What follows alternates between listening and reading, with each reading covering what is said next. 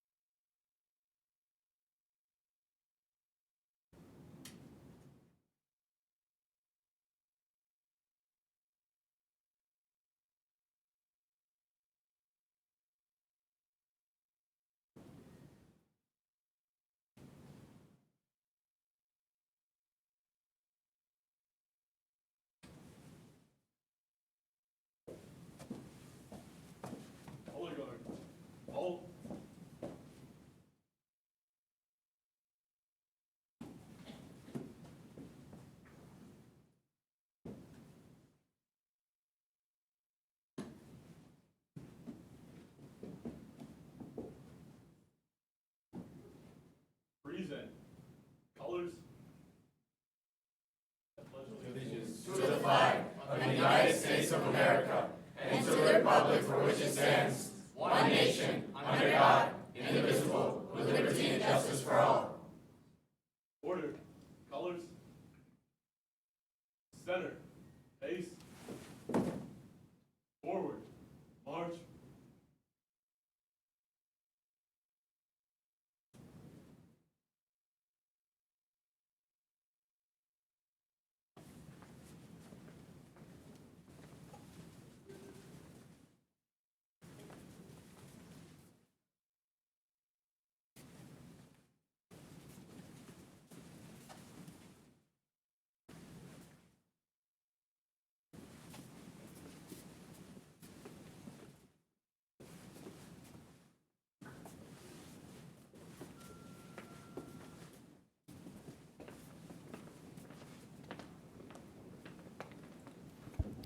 Thank you. You may be seated.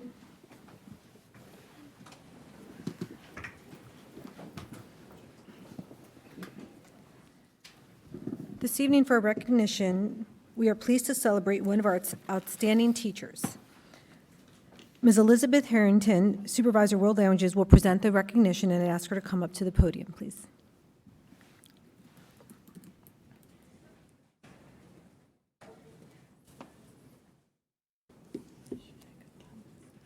Good evening. I'd like to introduce Zilka Reeves, one of our our German teacher, and she received the CLED Award for the Outstanding Virginia Novice Teacher of German. This is Zilka's third year in APS. Zilka is a native of Germany and has been a part of APS for a long time, but third year as a teacher.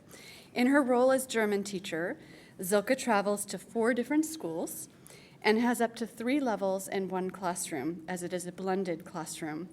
The German program has moved from a distance learning model, where students saw their teacher once a week, to a blended model where the teacher is present between 80% and 100% of the instructional time, with a facilitator there in her absence. Because it is a blended course, a third of the instruction takes place online, allowing Zilka to use a workshop model of instruction. Zilka rotates between the groups with her face-to-face instruction time as other levels work independently on the curriculum she either updated or created. She keeps students actively engaged in learning and uses varied instructional strategies to ensure students are practicing all 4 modalities: speaking, listening, reading, and writing in an interesting and relevant way. Zilka is one of those individuals that has the ability to immediately put anybody at ease. You can see her smiles. She exudes warmth and compassion and holds high expectations for learning, all the while ensuring there is joy in the classroom. Due to her background in language acquisition and different teaching positions, she used to be a mathematics instructor at the college level, she mastered classroom management, how to scaffold learning using a variety of effective instructional strategies, and maintain the high expectations. Zilka clearly understands the intellectual, social, emotional, and physical development of the students she serves. So congratulations, Zilka. We have an award for you. So, thank you.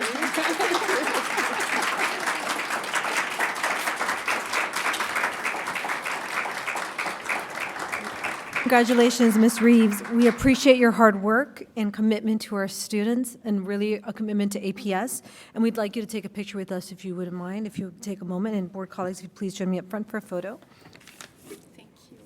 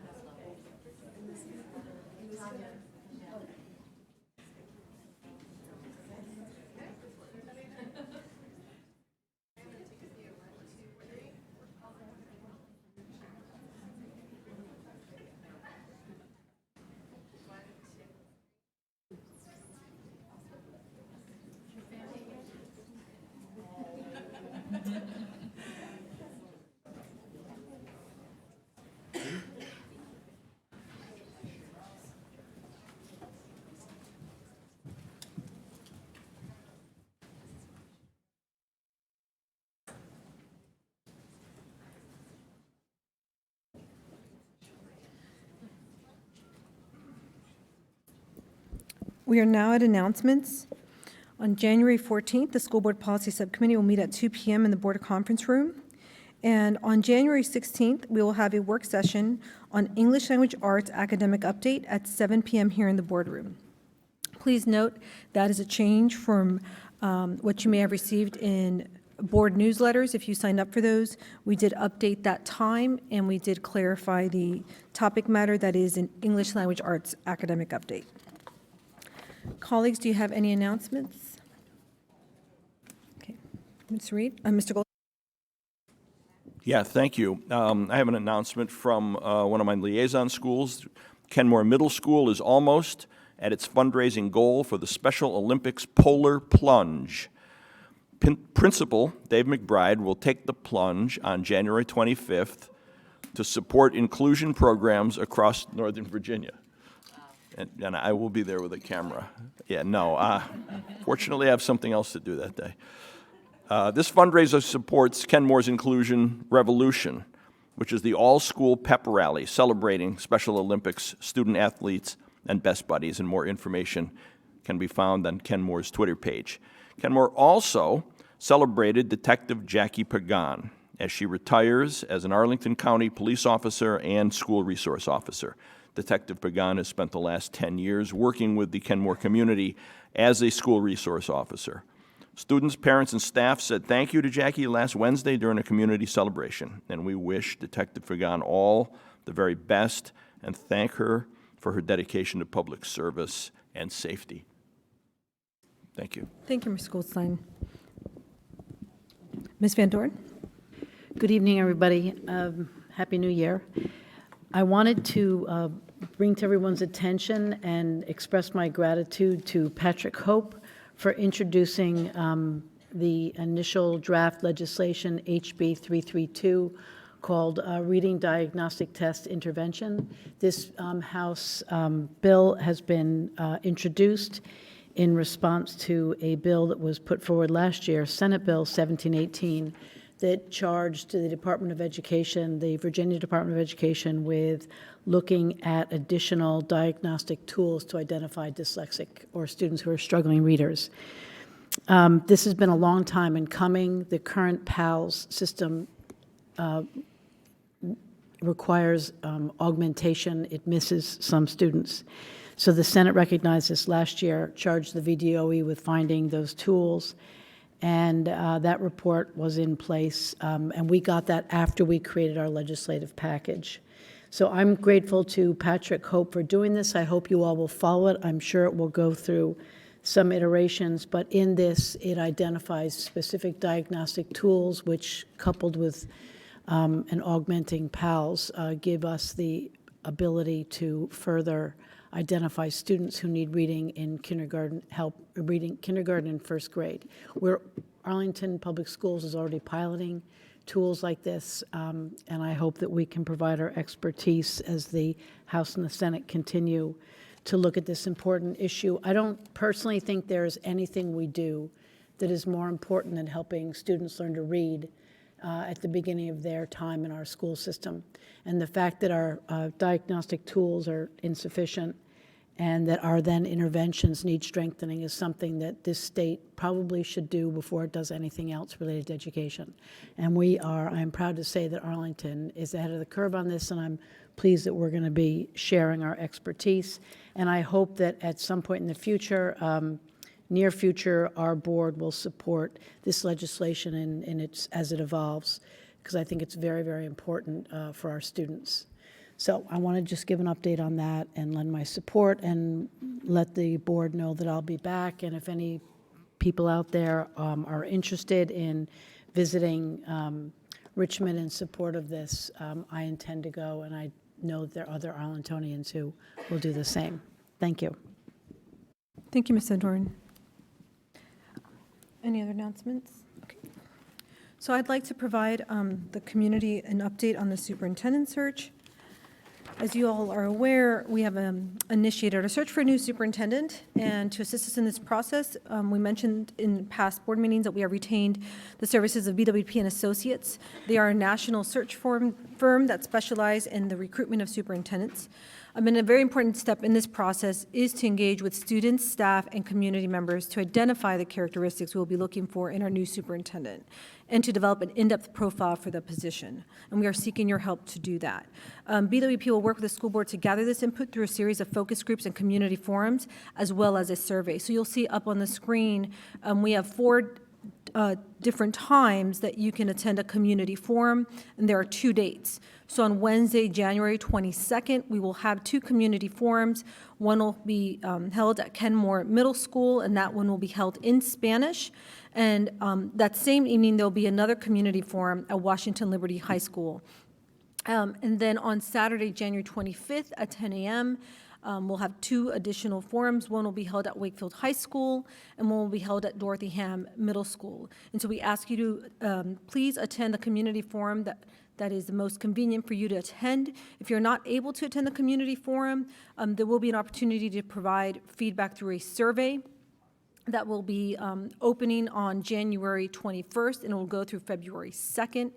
And additionally, we're going to have focus groups that will be conducted by invitation with a diverse group of stakeholders to include APS staff, students, parents groups, and representatives from community, business, nonprofit, and higher education organizations. And those focus groups will be taking place the Thursday and Friday in between the Wednesday and Saturday. They will all be facilitated by BWP and Associates. And so we really ask for your input, your engagement. And if you cannot do any of the community forums or are not able to attend any focus groups you're invited to, you can also visit the Engage page where there is a comment form that you can provide written feedback at any time. We'll be providing that feedback directly to the BWP and Associates.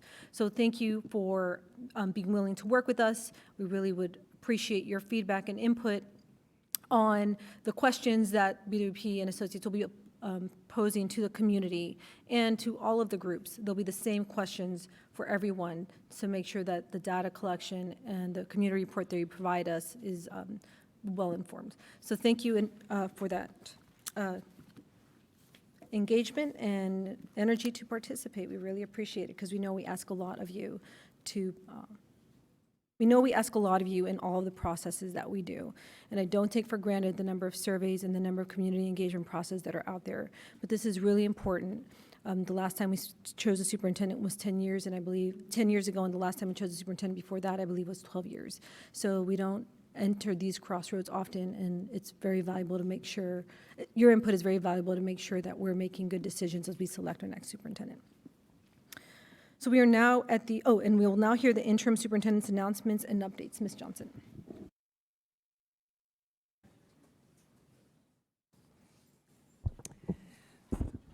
Good evening and Happy New Year and welcome back. I do want to wish everyone a Happy New Year, and I do hope that everyone had an opportunity to really enjoy the winter break. We are always happy to welcome our students back and to welcome our staff back as well. But at the same time, hope that everyone had an opportunity to get some rest and get ready for the new year. So one of the things I did was come back and interact with staff and have conversations, and it was really great to note that people seemed to feel refreshed, rejuvenated, and revitalized. And so I hope that that implies that they took full advantage of the break, and the joy that was expressed in taking care of themselves through this winter break. I hope it's something that will continue throughout the year, not only for staff, but also for our students and our families. So we'll start out 2020 by wishing everyone that they continue to experience joy in the new year. So before we look ahead, I do want to take a few moments to thank our wonderful students and staff for the beautiful winter performances that we had before the winter break, and they actually occurred throughout December. There were more than 30 performances in our schools. And here, what you see are just a few images from Dorothy-Ham, Fleet, and Wakefield. We did have another wonderful year in preparation for the Dr. Martin Luther King Jr. Literary and Visual Contest. This contest was open to all of our students K through 12. We received more than 1,000 entries from students in all APS schools and programs. These are a few elementary and middle school students pictured as they are working on their entries. This year's winners were announced today, and the news release is posted on our website. Thank you to all of our students who invested time creating beautiful art, poetry, and essays. And I also want to encourage everybody to come out to the special event. This will be our 51st annual community celebration honoring Dr. Martin Luther King Jr. It takes place on Sunday, January the 19th at 5 p.m. at Wakefield. Then the student contest winners will be recognized at an upcoming school board meeting, and that will be on January the 24th. There are many important dates in January as we head towards the end of the second quarter and mid-year point in our school year. That will be January the 30th.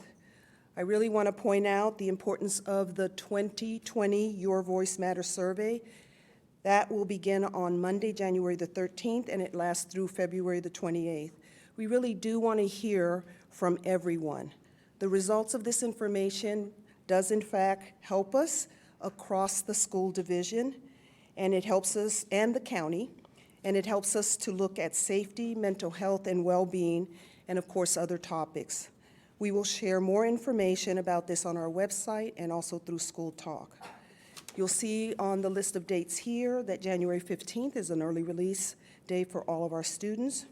We will also be celebrating the Martin Luther King holiday on the 20th, and all schools and offices are going to be closed on that Monday. I look forward to attending the Arlington County Award Ceremony on Tuesday, the 21st, and this is to recognize the County Council PTA Reflection Contest student winners. That event will be held from 6:30 to 9:30, and that's at Washington Liberty High School. And finally, on January the 31st, there's no school. That day is set aside for Teacher Grade Prep Day.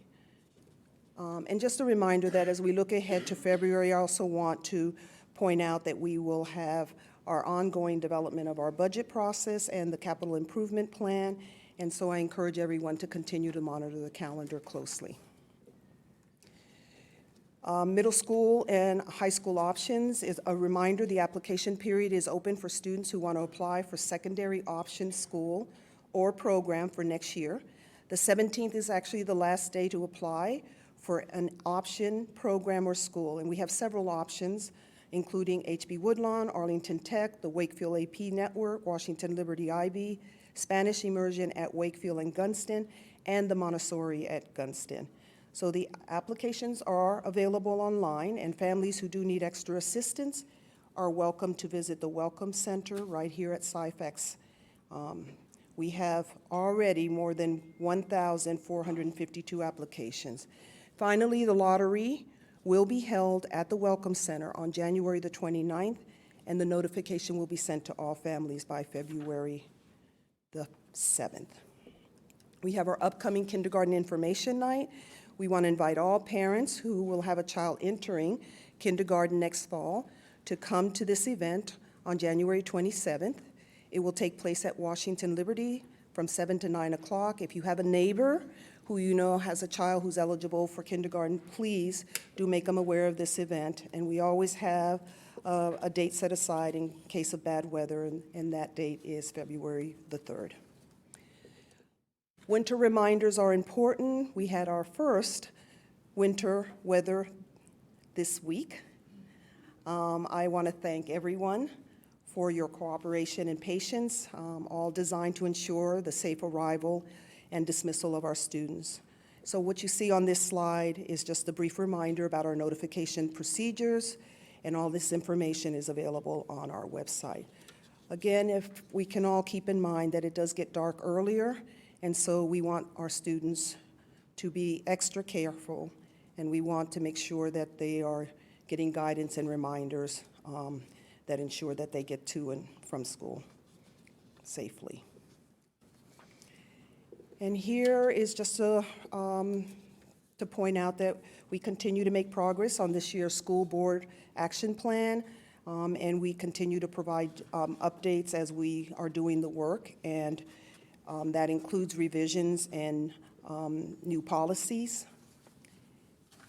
And this is a reminder of the school board's dates related to the elementary school planning for 2020. Tonight, the staff will present on elementary school planning information item to the school board. There will be a public hearing on January the 30th, and then board action on February the 6th.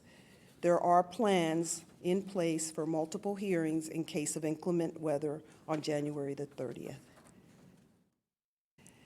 As the school board policies are reviewed throughout the year, we'll provide updates, and we encourage you to continue to monitor them. Tonight, you're going to hear from the board on 2 amendments to policy, the homeless education services and support for students on wellness.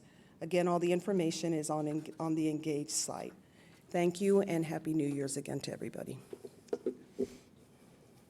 Thank you, Ms. Johnson. Colleagues, are there any questions or comments? Ms. Van Doren? Ms. Johnson, first of all, thank you for the handling of one snow day or partial snow day and one that people thought might be prior to that.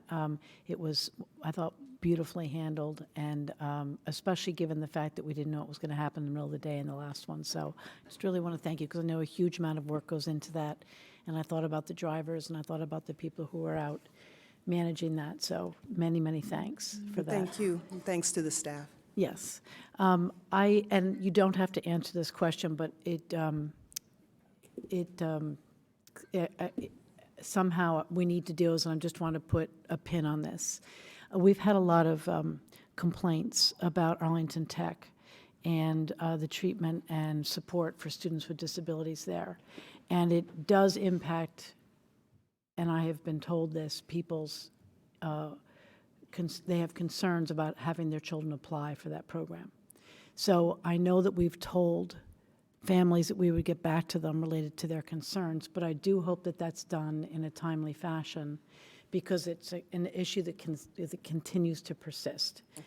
So you may not have an answer on that, but I think having a timeline rather than just we'll get back to you in the future would be really helpful. And I do hope, colleagues, that when I see the deadlines for that, and I know the conversation that's going on in the community about Arlington Tech, I do think we need to have a conversation as a board about the program and the focus as it has evolved at Arlington Tech. So I'm just putting a pin in it, and I'll keep sort of nagging about this in the future. Thank you. Okay, thanks. Thank you. Any other comments or questions? I did have a comment. I just wanted to confirm in your slide where you talk about the middle school and high school option program.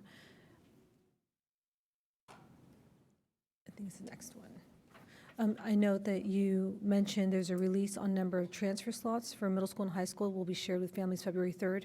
And I just want to confirm that will have a separate deadline and in lottery process if one is needed. Is that correct? But we don't have that timeline yet determined, or we haven't posted it yet. Or is that information out there? I worry because people will see this and they may confuse that date with the lotteries being held on January 29th that are strictly for our option programs. Yeah, so the lottery on the 29th is strictly for our option program. There will be another date if it's determined that there will be additional Excellent. transfer opportunities to our neighborhood high schools. Perfect. That was the clarity I was seeking. Thank you. So we have not determined yet if there are, and if there will be, we will get new date, a new Correct, timeline. and it always Okay. occurs after people have made their Excellent. decisions Thank you. here. Thank you for that clarification. Any other comments or questions? Okay. Go ahead, Mr. Goldstein. Yeah, I just wanted to follow up on that. And is there a number of transfer slots for elementary also? The elementary process happens much later on. It's not during this period of time. This is middle school and high school strictly. Okay. But at some point, there will be some determination of the number of slots available Correct. for transfer? Correct. Elementary. Okay, thank you. Thank you, Ms. Johnson.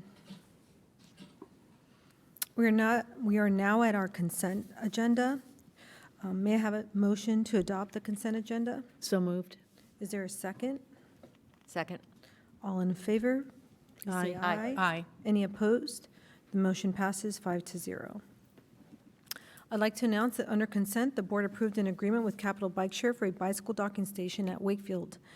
We also approved amendments to two school board policies, Policy J-5.3.1, Homeless Education Services, and Policy I-10.30, Support for Student Wellness. These policies came before us at our last school board meeting for information, and I want to remind everyone that amendments are changes that are done based on a policy or a budget or a Virginia code change, and does not take them out of the revision cycle, which is a 5-year cycle. So these are just amendments, not full revisions. And we will now hear citizen comment on non-agenda items. Before the speakers begin, I'll review the speaker guidelines.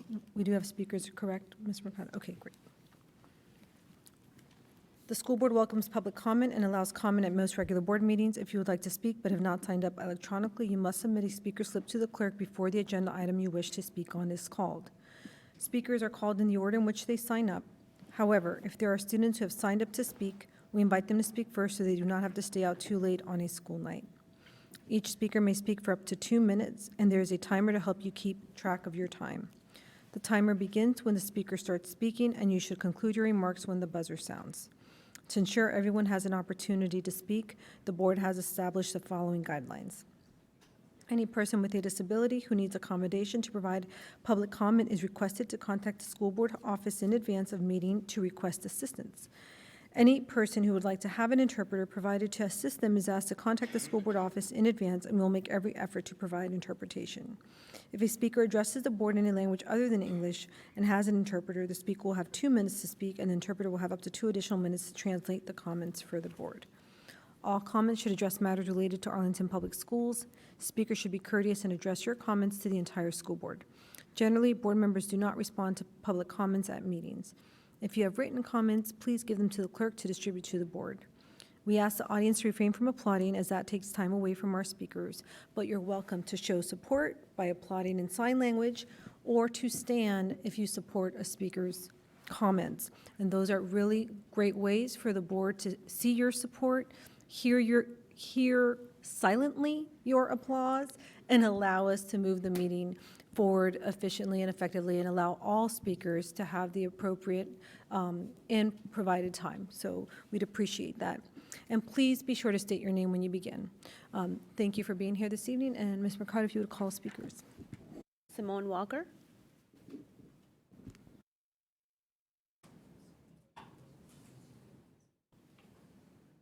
There are no other speakers. Thank you. So if you do want to speak this evening and you haven't signed up, now would be a great time to bring up your speaker slip.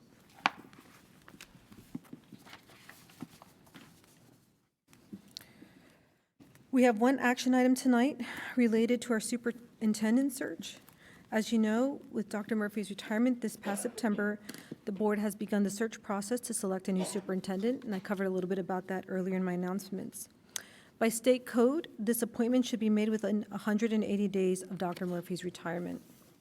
However, if an individual cannot be appointed in that time frame, the school board can request an extension of the deadline from the state superintendent of education. While our search process is well underway, we will not be ready to make an appointment within the 180 days of his last day here. So we have submitted a letter requesting an extension. The state superintendent has asked that the board hold a formal vote to confirm their support for this request. Therefore, I would like to propose the following motion. I move that the board confirm their support for the submission of the request for an extension of the deadline for appointing a new superintendent for Arlington Public Schools. Is there a second? All in favor, please say aye. Aye. Any opposed? The motion passes 5-0. Thank you. We have one information item tonight on elementary school planning. And Ms. Johnson, will you please introduce this item?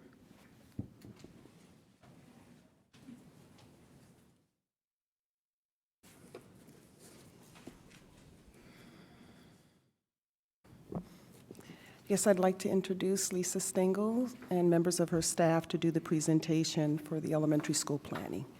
Thank you. Thank you and good evening.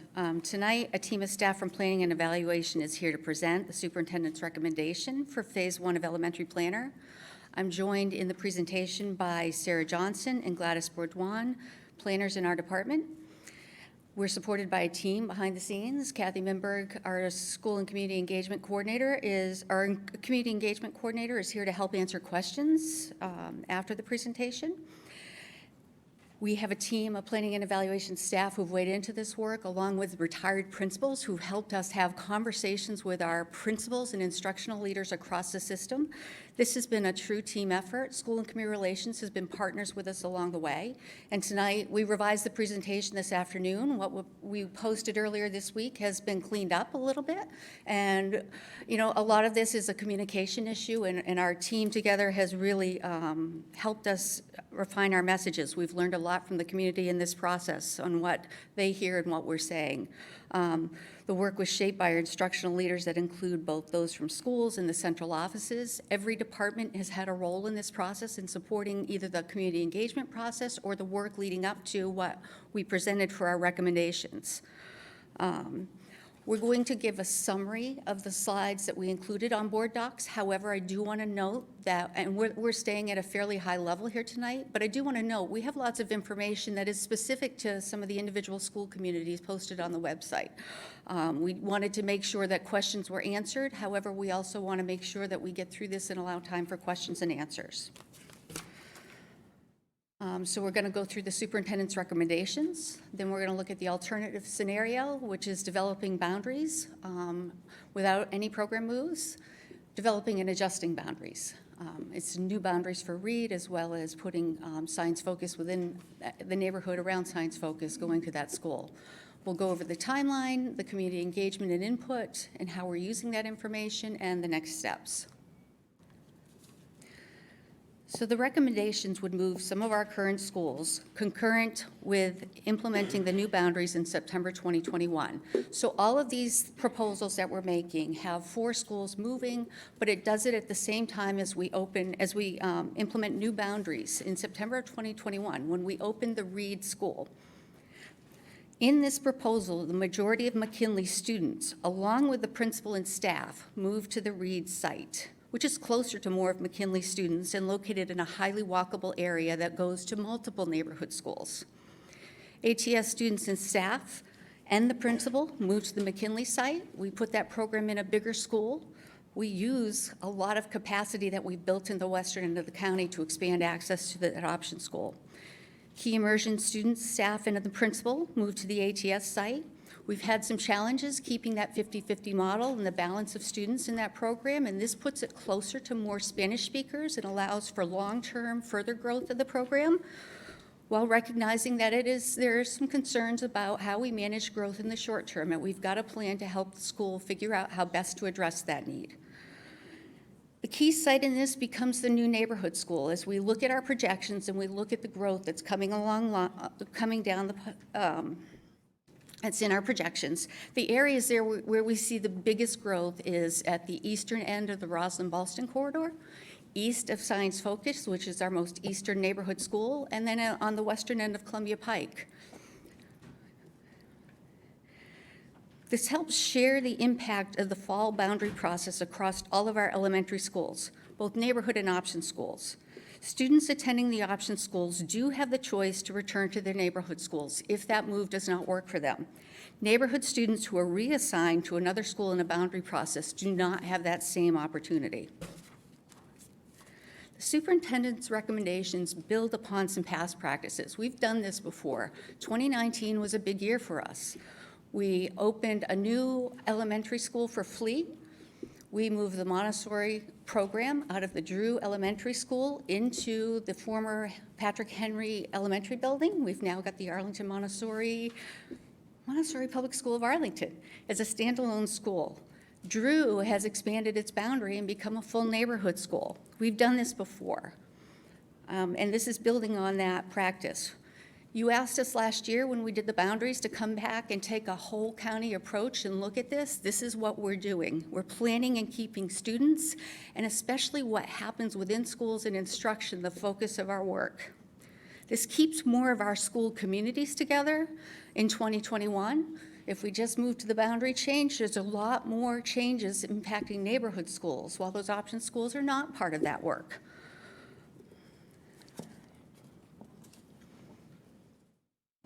So this allows us, when we go into the boundary process next fall, to manage capacity. We provide neighborhood seats for those students in the Roslyn Courthouse area. Right now, their school sits outside of their boundaries. It allows those kids actually who live closer to Science Focus to go to the school that's right in their neighborhood. It makes better use of our capacity.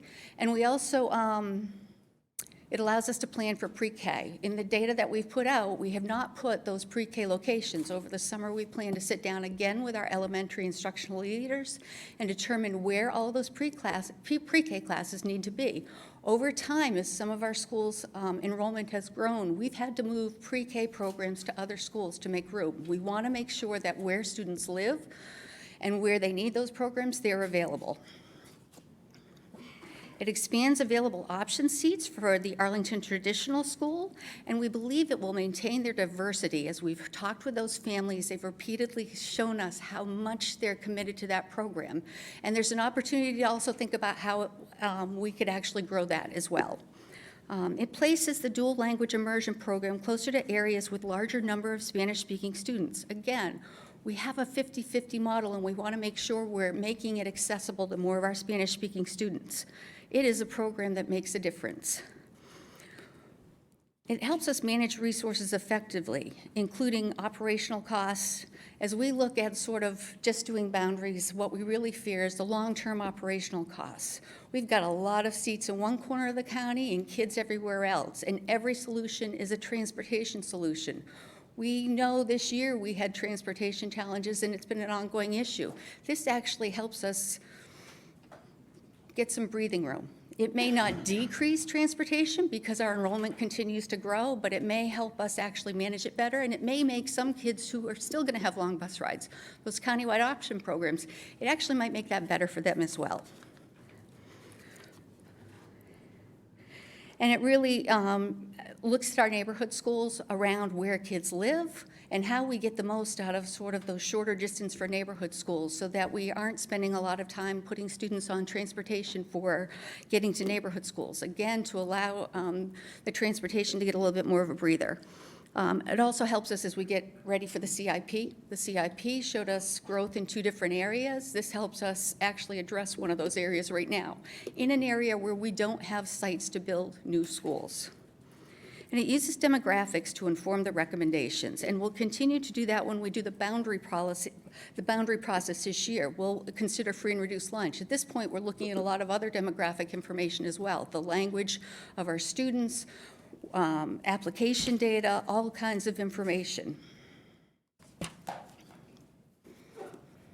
This recommendation begins to address some long-term challenges for the school division. We haven't had the ability to build schools where we've needed them.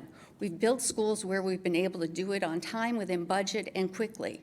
And that has resulted in having a lot of seats in one area of the county. In 2021, when we open the Reed site, we have added a new school at Discovery. We have an addition that we added at Ashland. We have an addition we added at McKinley. We've got a corner of the county where we have lots of school capacity. Again, our students don't necessarily live there, so there's an imbalance that we're looking here to not shuffle the seats on the deck, but really sort of think strategically about how we make some moves to allow for enrollment to be closer to where the needs are. New capacity coupled with the moves should make upcoming boundary processes help us also as we try and also make the school enrollment more manageable within capacity. And as a whole, the demographics of Arlington County have shifted. So part of this is also aligning with how our community has grown. 20 years ago, when my kids were little, there were lots of places where kids didn't live. We're seeing very different patterns, and this is adjusting to those and recognizing that it aligns with the county. We increased the number of students, again, walking to school while considering the impact on bus-eligible students. We don't want to make some decisions here that disproportionately impact some students by adding to really extra long bus rides, which is what that boundary scenario does. And again, this actually incorporates the school board's adopted direction for the upcoming CIP that identified several sites to study. And we have no available sites, again, in that Roslyn Courthouse area. If the superintendent's recommendations are not adopted in the fall, you'll instead be adopting boundaries next winter. And again, that is where we're dealing with that imbalance of seats. The map that we've been using throughout this process, yes, we could have drawn it different ways.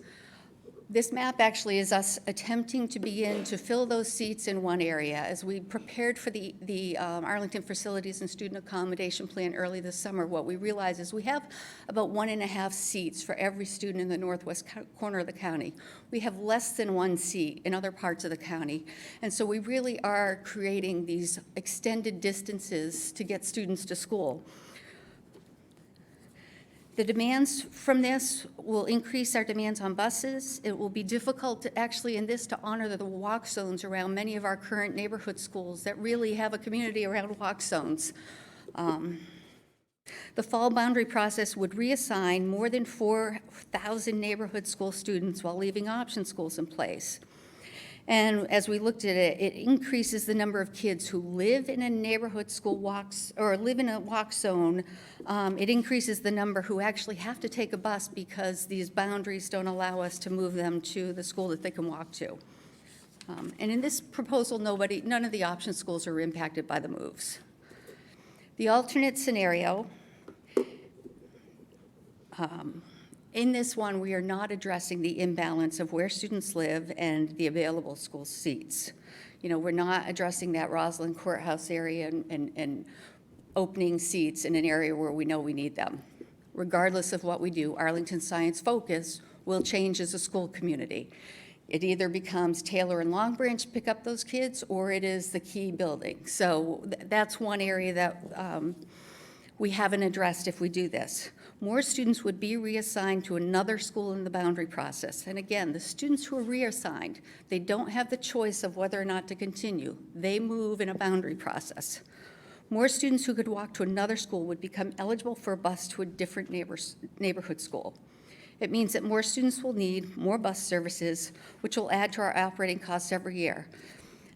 As a member of ELT, we come back to you each year in the budget process, and we're looking for those operational efficiencies. This is one of those times where we can do it. As we worked with our instructional leaders this summer, the focus was on keeping those resources within the classroom. All of this is about transportation and logistics outside the classroom, and so this recommendation has that focus. Dr. Sarah Johnson's going to pick up from here.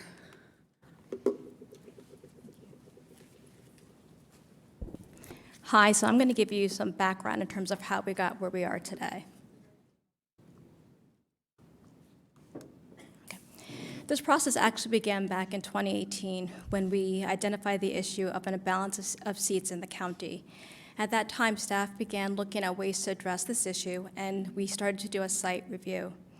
That site review process was halted before recommendations were made, and so the same issue still exists today, looking at the imbalance of seats.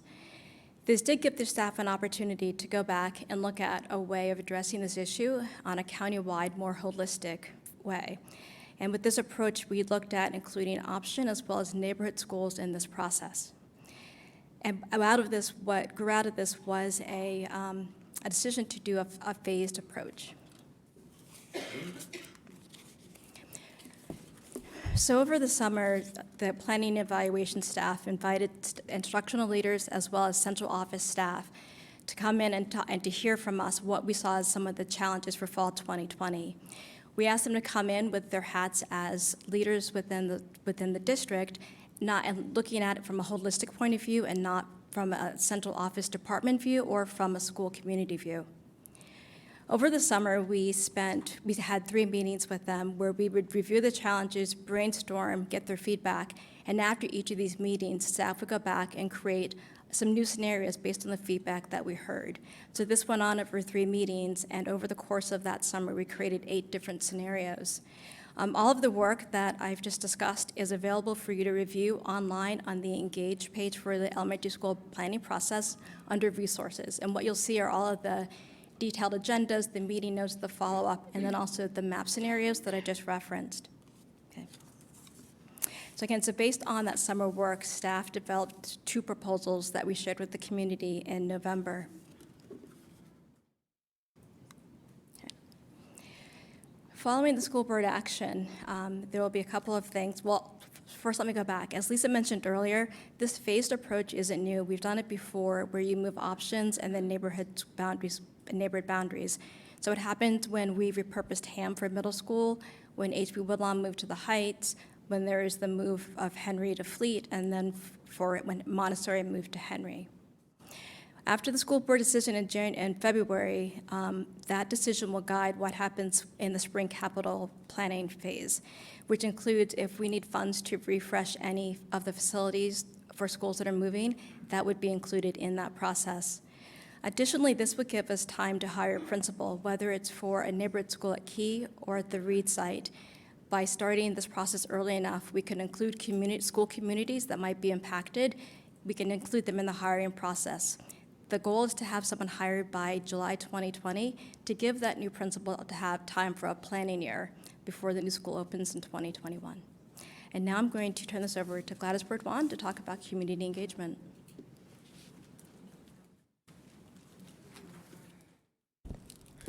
Good evening to everybody here and watching online.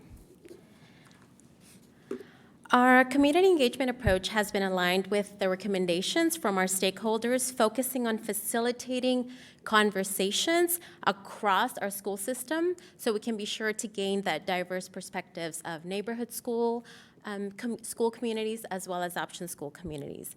Our team, in collaboration with facilities and operations, information services, school and community relations, and teaching and learning, set out to provide information through various methods and platforms, which include providing information in the various languages which we provide here. Our community can count on the Engage section of the APS webpage to find the most up-to-date information on all that has to do with elementary planning. And this two-way approach of providing and receiving the information from our community has informed our process. We've had good community participation during this process. As you can see some of the stats here. We've tried some new ways of sharing information and engaging with our community, and it includes some firsts, including a community webinar with online engagement, and we provided that information in 6 different languages. The AETV produced a video explaining the elementary process and the planning proposals, and that received over 2,000 views. Our community meetings were offered in a total of 5 languages. It was really important. This is a complex proposal, complex process, and it was important for us to share information in a visual way. through our online information, through Facebook posts, live stream broadcasts, and we have had over 9,000 views on all of those things that we have shared, and we have received engagement through those as well. Through the second community questionnaire, we received from our community that 65% of community members consider the APS section a top source of information. And you can see that by the 39,000 page views on the Engage webpage. As I mentioned previously, we took a countywide perspective, shared information at meetings countywide with 10 organizations, including ACTC, FAC, TCI. We did also share information through the PTAs to the schools via the PTAs, where we invited the presidents to a Q&A session, and we did broadcast that, and that was also viewed over 900 times. Through the second questionnaire, the community told us that 61% consider the PTAs a top source of information. And so we really, really listened to our community all through along this process. And our targeted communications also, through the Engage emails, the PTA letters, we met with parents individually through Comité Hispano, working with AHC as an organization by visiting residents of Woodbury Park. Stop there. There were several ways that we definitely heard from our community. It informed the frequently asked questions that we have posted online, and that is really robust. Every time we heard something or we needed to clarify something or we needed to hone in or focus on a particular topic, that is how we made sure what we posted and what we presented in our community meetings. We did receive proposals from our community members, and it resulted in staff posting additional information of some of the work that Dr. Johnson was talking about over the summer, where we actually reviewed various other scenarios, and you can see those posted. We do have a staff analysis of the superintendent's recommendation, the analysis of the boundaries only scenario, as well as the alternate scenarios that our community also suggested and submitted, and that is also posted online. Let's see. I'm sorry, I'm going to go back. I failed to tell you. In the analysis, we reaffirmed that Proposal 1 meets the goal that we set for this phase of the elementary planning phase. So please be sure to look at that analysis if you haven't. Staff decision to advance Proposal 1 was informed by the community input. For Proposal 2, there was a lot of concern with the scope of the number of moves, and it needed additional conversations through the CIP. From the second community questionnaire, attitudes to Proposal 1 included 44% of those who said that they liked the Proposal 1, compared to only 19% for the alternate boundaries-only scenario. For our next steps, which are really important as they are guided by Phase 1, for Phase 2, in the spring, we're going to have a process for a community review of the planning unit projections, and those are done only for a boundary process. Phase 3 involves the elementary boundary process using the data that we review from Phase 2.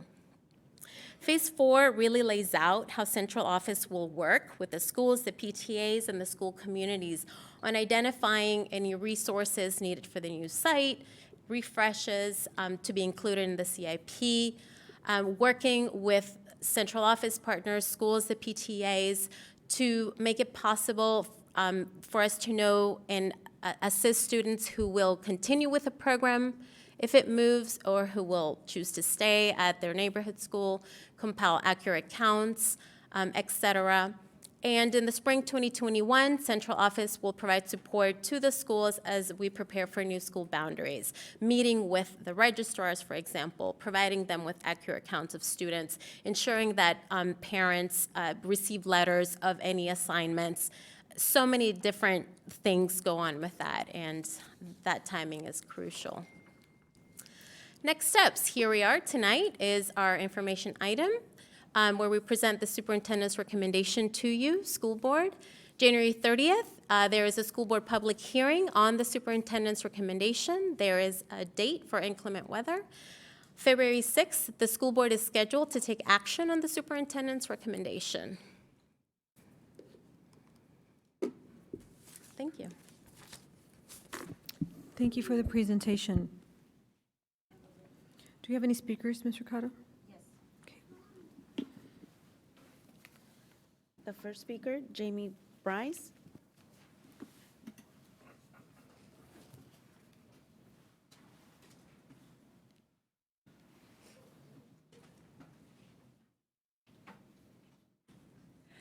Hi, good evening. My name is Jamie Bryce, and my children attend Ashlawn Elementary School.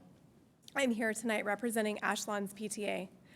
As you all know, Ashlawn's location near the center of the county and the fact that we have been overcrowded for the last 3 years means that Ashlawn's current boundary will be changed during this process. We know that change is necessary across the county to balance enrollments, and we support that process. Our hope for Ashlawn is to minimize the changes to our boundaries. Ashlawn is a close-knit community of diverse learners. Therefore, we oppose the what-if scenario that drastically changes Ashlawn's boundaries and would be very disruptive to many school communities across the county. As we move into next fall with boundary changes, we also welcome a transparent, data-driven process that will leave us all feeling confident about enrollment numbers for the mid to long term. We continue to be grateful to all of the APS planners who have worked tirelessly on this effort, all in the name of giving our students an amazing education. Thank you for your comments. Next speaker, Joseph Solovich.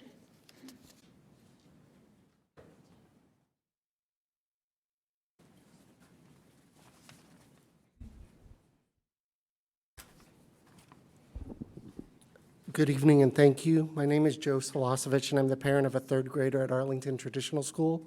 I'm the first of 5 speakers from ATS, McKinley, and Escuela Key who, out of respect for your time and as representatives of our larger school communities, have chosen to collaborate on our remarks. We are here because together we are Arlington. The Arlington community has been working together and we have identified 4 key issues that following speakers will highlight. Number 1, goals. The current 2021 elementary school planning process and this initial school moves process lacks clear goals that seem to change unpredictably on a whim. For example, APS have repeatedly said that demographics was not a consideration for goals during this process, but tonight APS says it was a factor. Number 2, data. We can all agree that decisions need to be based on sound data analysis, not assumptions. Number 3, alternatives. Is there a better alternative proposal that gets us where we need to be, with more seats, students that stay together, and walkability? There is, and it should be considered. Most importantly, equity, diversity, and inclusion. Arlington has a rich diversity that must be strengthened and protected. A gentle reminder that work towards progress for all is ongoing and must be intentional and continuous. Attention must be paid to demographics and closing the opportunity gap at every step.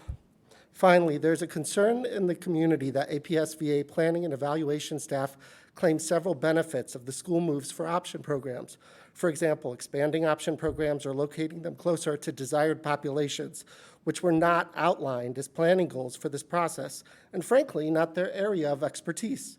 Any changes to option programs should be carefully shepherded by the new Assistant Superintendent of Teaching and Learning and her team in conjunction with the new Chief Diversity, Equity, and Inclusion Officer. Thank you for your comments. Thank you. Thank you. Next speaker, John Kendrick.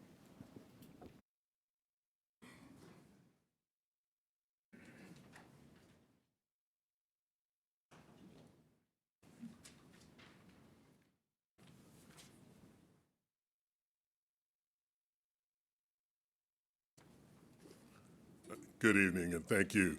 My name is John Kendrick and I'm an Arlington Traditional School parent of twin first grade boys. As a community, we expect difficult decisions like school moves and boundaries to be guided by clear goals for the problems we are trying to solve. Unfortunately, these goals were unclear from the beginning and now appear more like a moving goalpost. Back in October, APS staff stated 6 goals for the 2021 elementary school planning process. When community members analyzed the data, it became clear that these school moves will not significantly move the needle on many of the elementary planning stated goals. For example, schools were still over and under capacity, and the proposed moves do not maximize walkability across the county. We flagged these concerns, and staff told us repeatedly, don't worry, that's going to be addressed in the boundary change phase of the process. We asked, what's the purpose of this initial school move phase? At which point, staff then moved the goalpost again by clarifying that the primary goal of the moves is to generate additional seats in high-growth areas. Now tonight, we hear APS claim the school moves proposal supports all 6 of its stated goals for the overall process, despite the data clearly showing that it does not. The only scenario that the APS recommendation outperforms is the staff worst-case representative boundary scenario, which is a disingenuous comparison. I asked the board to carefully consider these 2 questions. The first, what do you hope to achieve through these school moves? And secondly, has staff made a compelling case that its proposal is the best option available? Thank you. Thank you for your comments. Next speaker, Stacy Noblet.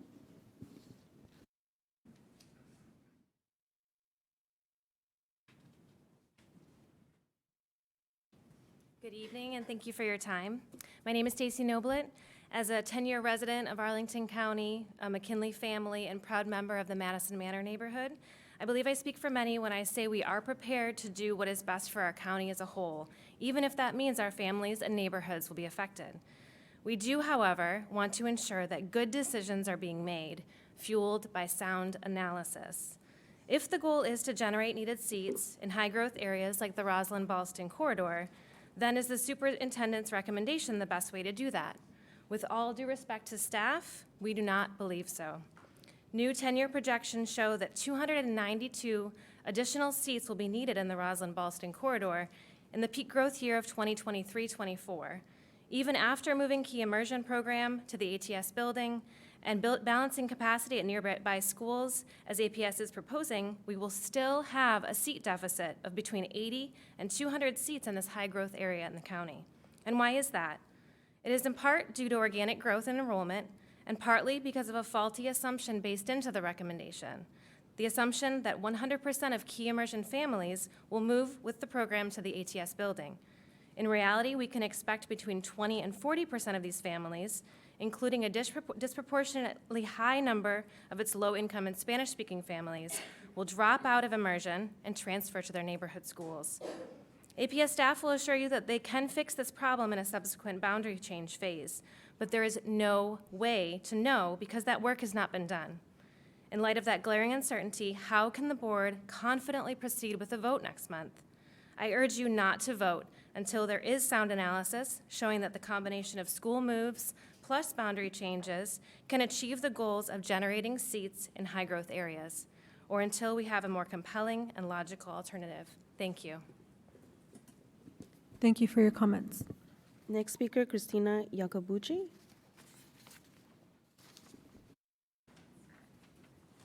Good evening, I'm Christina Yacobucci. I'm a member of SEPTA and ASAC and a parent of 2 kids with special needs. And I thank you tonight for the opportunity to speak with you. It's clear to all of us that the superintendent's recommendation outperforms the representative boundary proposal that the staff developed over the summer. From this, one might conclude that there is simply no way that boundary changes alone can address the issues we're facing in Arlington, particularly the needs for seats in high-growth areas of the county. There is, however, a community-developed boundary-only scenario that compares favorably to APS representative boundary scenario, and that also outperforms the superintendent's recommendation to school move plus boundary changes. This boundary-only scenario was shared with APS staff and with the school board last month. We received no response from staff about this proposal, and it was discussed in the staff's presentation tonight as an alternative that they had considered and rejected. We believe it shows real promise, and we urge you to carefully consider it as an alternative to the superintendent's recommendation. This boundary-only scenario performs as well, if not better, than the superintendent's recommendation in generating new seats in the Roslyn-Ballston corridor. And its present form, it would open up 161 new seats in the area in the fall 2021, and yielded a projected deficit of only 88 seats in the peak growth year of the 2023-24. Remember that in the same year, the APS proposal will yield a seat deficit of between 80 to 200 seats, depending on the number of key immersion families who transfer to neighborhood schools. What's more, this boundary-only scenario outperforms the APS proposal in keeping students together. Just 11% of the students are reassigned, compared to 23%. The boundary-only scenario generates 660 additional walkers, while in the APS proposal, nearly 700 new students become eligible for busing. Thank you for your comments. If you have them written, you can turn them into us and we can finish reading them. Thank you. Next speaker, Alicia Rich.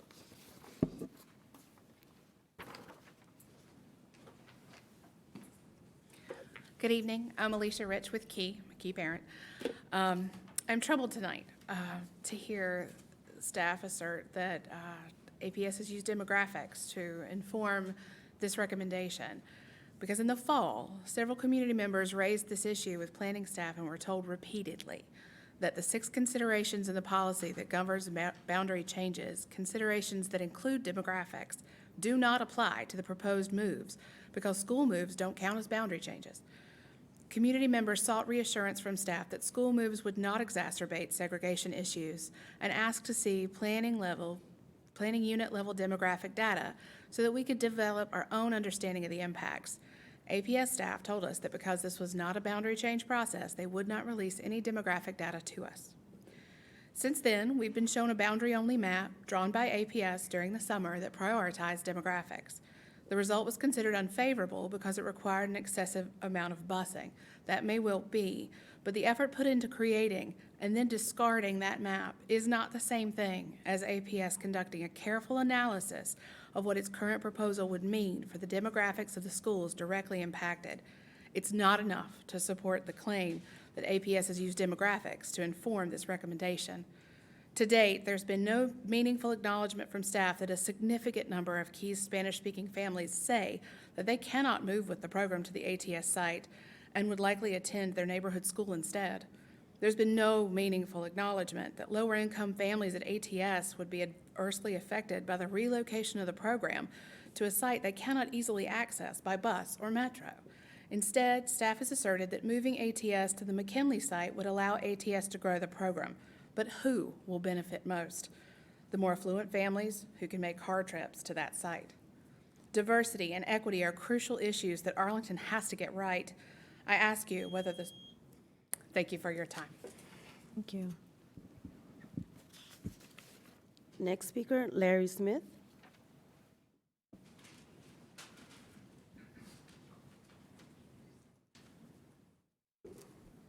Hi, my name's Larry Smith. I have 2 kids in APS that are now in middle and high school, but they attended McKinley Elementary. I live on North Edison Street in Bluemont. I'm also a member of the Bluemont Civic Association. I live 2 blocks from ATS. I'm totally against Proposal 1, to move nearly a quarter of all elementary school students in the county just to accommodate choice programs at Key or at ATS. I feel is totally ridiculous. You're inconveniencing all of these students just for voluntary choice programs. My kids were inconvenienced for 6 years in elementary school because they didn't win the ATS lottery, and they had, instead of walking 3 minutes to school, because I live 2 blocks from ATS, they had to walk 10 minutes to their bus stop, wait for the bus, take the bus 2 miles to McKinley, get there 15 minutes before school. They had a 45-minute commute each way for 6 years of their lives. An hour and a half of their school day, of their day, was lost to commuting back and forth to school because they weren't allowed to walk to the school that was 2 blocks from their house because ATS has no neighborhood preference. I think that the choice program is maybe just something, the choice schools are something that Arlington can't afford right now with the growing pains we're having. I think all the schools should be neighborhood schools, and kids should be allowed to attend the school that's in their neighborhood closest to their house. And it's just ridiculous for kids to have to spend 45 minutes a day like mine did commuting to school when there was an elementary school 2 blocks from their house, and I just think it's crazy. If you're going to maintain the choice schools, then at least do neighborhood preference to the choice programs for the kids that live in a safe, walkable distance. Thank you. Thank you for your comments. Last speaker, Sion Tewaldi.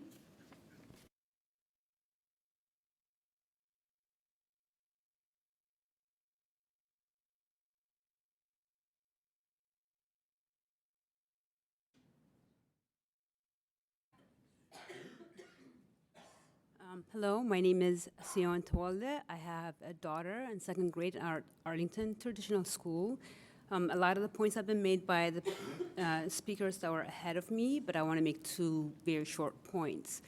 I know we have divided opinions on option school versus neighborhood schools, but the one thing we know is that Arlington Traditional School is one of the few schools in Arlington Public School that has closed the achievement gap between minorities and non-minorities. The 2 things I would like to consider is that as you're considering all these moves, when you look at the demographics, majority of the minorities and socially disadvantaged are in the South Arlington. So as you're looking at Arlington Traditional School moves, I think you should keep it central so that it will be accessible to everybody that lives around the county. That's one point. The second point I would like to make is that if Arlington Traditional School is one of the schools that had closed the achievement gap between minorities and minorities, maybe we should look into that aspect that has assisted them to kind of close the gap, the achievement gap, and maybe replicate it in other schools as well. Maybe that's maybe one of the future things we can look at. So those are 2 main points I would like to make. Thank you. Thank you for your comments.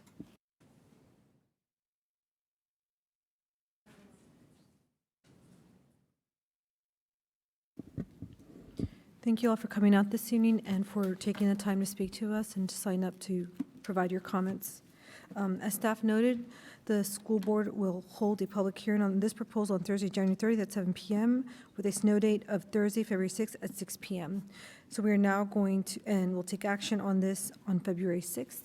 We are now going to open the floor to questions from the school board. Colleagues, are there any questions or comments? Dr. Kennan? Are we going to shift around? Yeah. Two questions? And We'll start with about 4 Okay. questions a All right. person, and then Well, we'll let me ask continue just to rotate. some preliminary overarching questions. One of the speakers, I think it was the first speaker, referred to the what-if scenario. Could you just remind us what the what-if scenario is? Sure. The what-if scenario is the alternate boundaries only with no school moves map. Okay, just wanted to confirm that. Thank you. And another speaker referred to a question of what the purpose is of this first stage in the 2-stage process. Could you just clarify what the goal is at this stage for the overall process? The goals have evolved a bit as we've heard community input and questions about our process. I would really ask you to respect our staff, just as the school board respects you and listens to you at all of our open office hours. We go out to communities, we go out to PTA meetings, we are open, we make appointments. It's just common courtesy. I ask the same of my children, my colleagues, I'm asking the same of you, and I ask the same of my staff. So please, if you can't not emotionally or verbally react, I would ask you that you step outside and then come back when you're able to do so. This is a public meeting. We need the opportunity to hear our staff, to hear the questions, to hear you, and for you to hear us. Thank you. Please So this proceed, Ms. process Siegel. and the input and the questions we have clarified our goals. When we talk about walkability, what we realized we didn't talk about is those bus rides for students who will not walk to any school. And as we looked at sort of the combination of schools that we're recommending, we looked at who's going to have bus rides and are we increasing those bus rides? As we heard from the gentleman who lives a short distance away, we looked at sort of are we extending bus ride times? We have challenges with transportation, and as much as we can sort of use this process to help us reduce those challenges. It actually makes it better for other kids overall. So part of that clarification was making sure that we also wove in that piece of bus-eligible students and the impact on them. We're still going to have bus rides, but let's be smart about who has bus rides and use those walk zones where we can. The demographics. Yes, when we were at those meetings, we said we didn't use demographics, and we were interpreting it like the boundary policy. Demographics in the boundary policy is limited to free and reduced lunch as we look at those considerations. In this process, people have been reminding me, we have used demographics throughout. We looked at where our Spanish speakers are, we looked at our current application process, we looked at our growth and where kids live, we looked at lots of different variables. We are looking also to see, we don't want to change, we don't want to, as we create these new schools, Arlington's science focus is a really nice, diverse community, and we think there's actually going to be 2 communities that look a lot like that there. As we look at the new housing that's coming online, in addition to what's already there and the kids who live there. We haven't dug into all of the free and reduced lunch data. That is another step, and part of the spring process is to really look at those planning unit level projections and make sure we have solid data so that in the fall, we don't make some of the mistake that we made last year with an adjustment in the middle of the process. And then also, I just want to say that when we looked at those analyses, we did not try and we did draft boundaries. We didn't try and actually refine the boundaries and make boundaries that we're going to live with. We know there are some adjustments. Abingdon is going to have some kids move out, but if you look at our scenario, we didn't really address that part of the county because we were looking at where the seats were and what the impact was. The other piece is we haven't included pre-K, so the scenarios that came to us, the biggest concern that we had in those is it's missing 1,200 pre-K, more than 1,200 pre-K students who we offer seats for today. Over the summer, we plan to work with our elementary principals and look at where we need to put those pre-K programs. We cannot fill the pre-K programs at Jamestown with kids who are eligible for those reduced price seats. We've got to be really smart about where we put those, and so there's planning work that will be done this summer to ensure that what we do makes sense for our kids and for our communities and for the schools to have those relationships with those students early. If I could just summarize, and I know you want to move on to other. Oh, okay. All right. Well, let me just summarize anyway what you're getting at, Ms. Stengel. We're a system of neighborhood schools and option schools. 80% of our elementary students, I think, go to neighborhood and 20 approximately option. And you named a number of the criteria that we're really looking for when we get to the point of ultimate student placement. But you're looking to set us up in a situation where we can best make those boundary decisions, really to optimize our system, because we do have to run an efficient system. We do want to look at that full set of criteria, but I think the purpose of this stage, I think you're indicating, is about setting us up. Correct. To make a good boundary decision this fall. Correct, and there's so many overlaying decisions. We want to do it intentionally and purposefully so that our decisions along the way set us up for better decisions as we keep moving forward towards 2021. Okay, thank you. And I have questions about a variety of schools. I know as we go across the dais, we'll probably ask the same questions. I know a number of us probably have a number of the same questions. I'm the liaison to McKinley. I have heard a number of feedback and comments from them.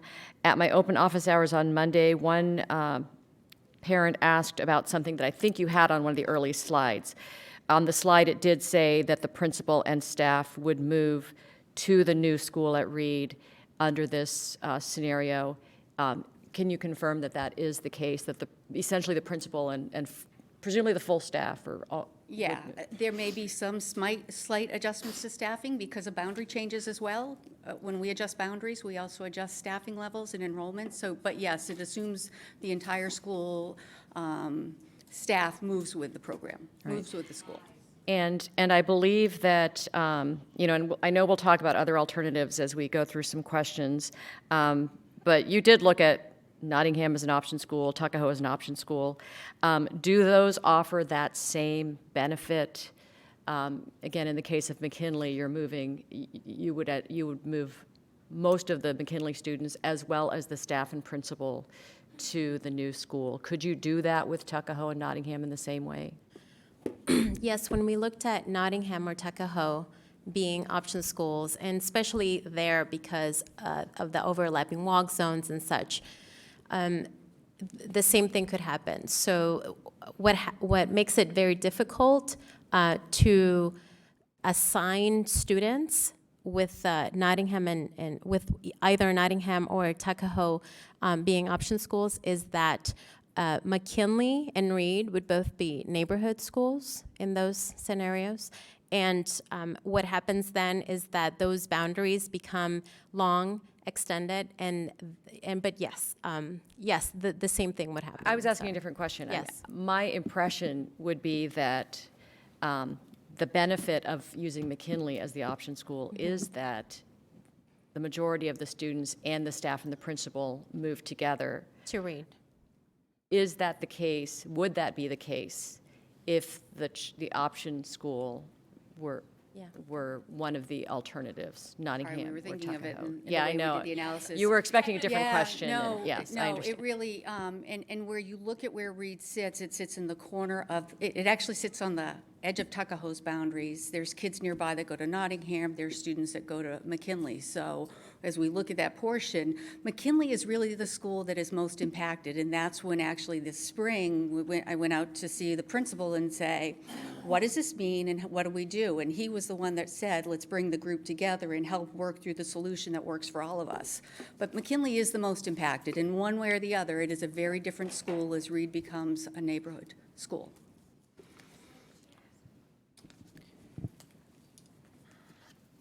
Ms. Santorum, do you have any questions this evening? Okay. Mr. Goldstein? Yeah, thank you. So I guess I think most of my questions are reasonably detailed. So I just kind of start somewhere. I do want to note that I've been asking questions. I'm going to continue to ask questions as more information evolves, and I'll be getting more clarity over the next month before we get to February, 6th? Yes. February 6th. So let me start with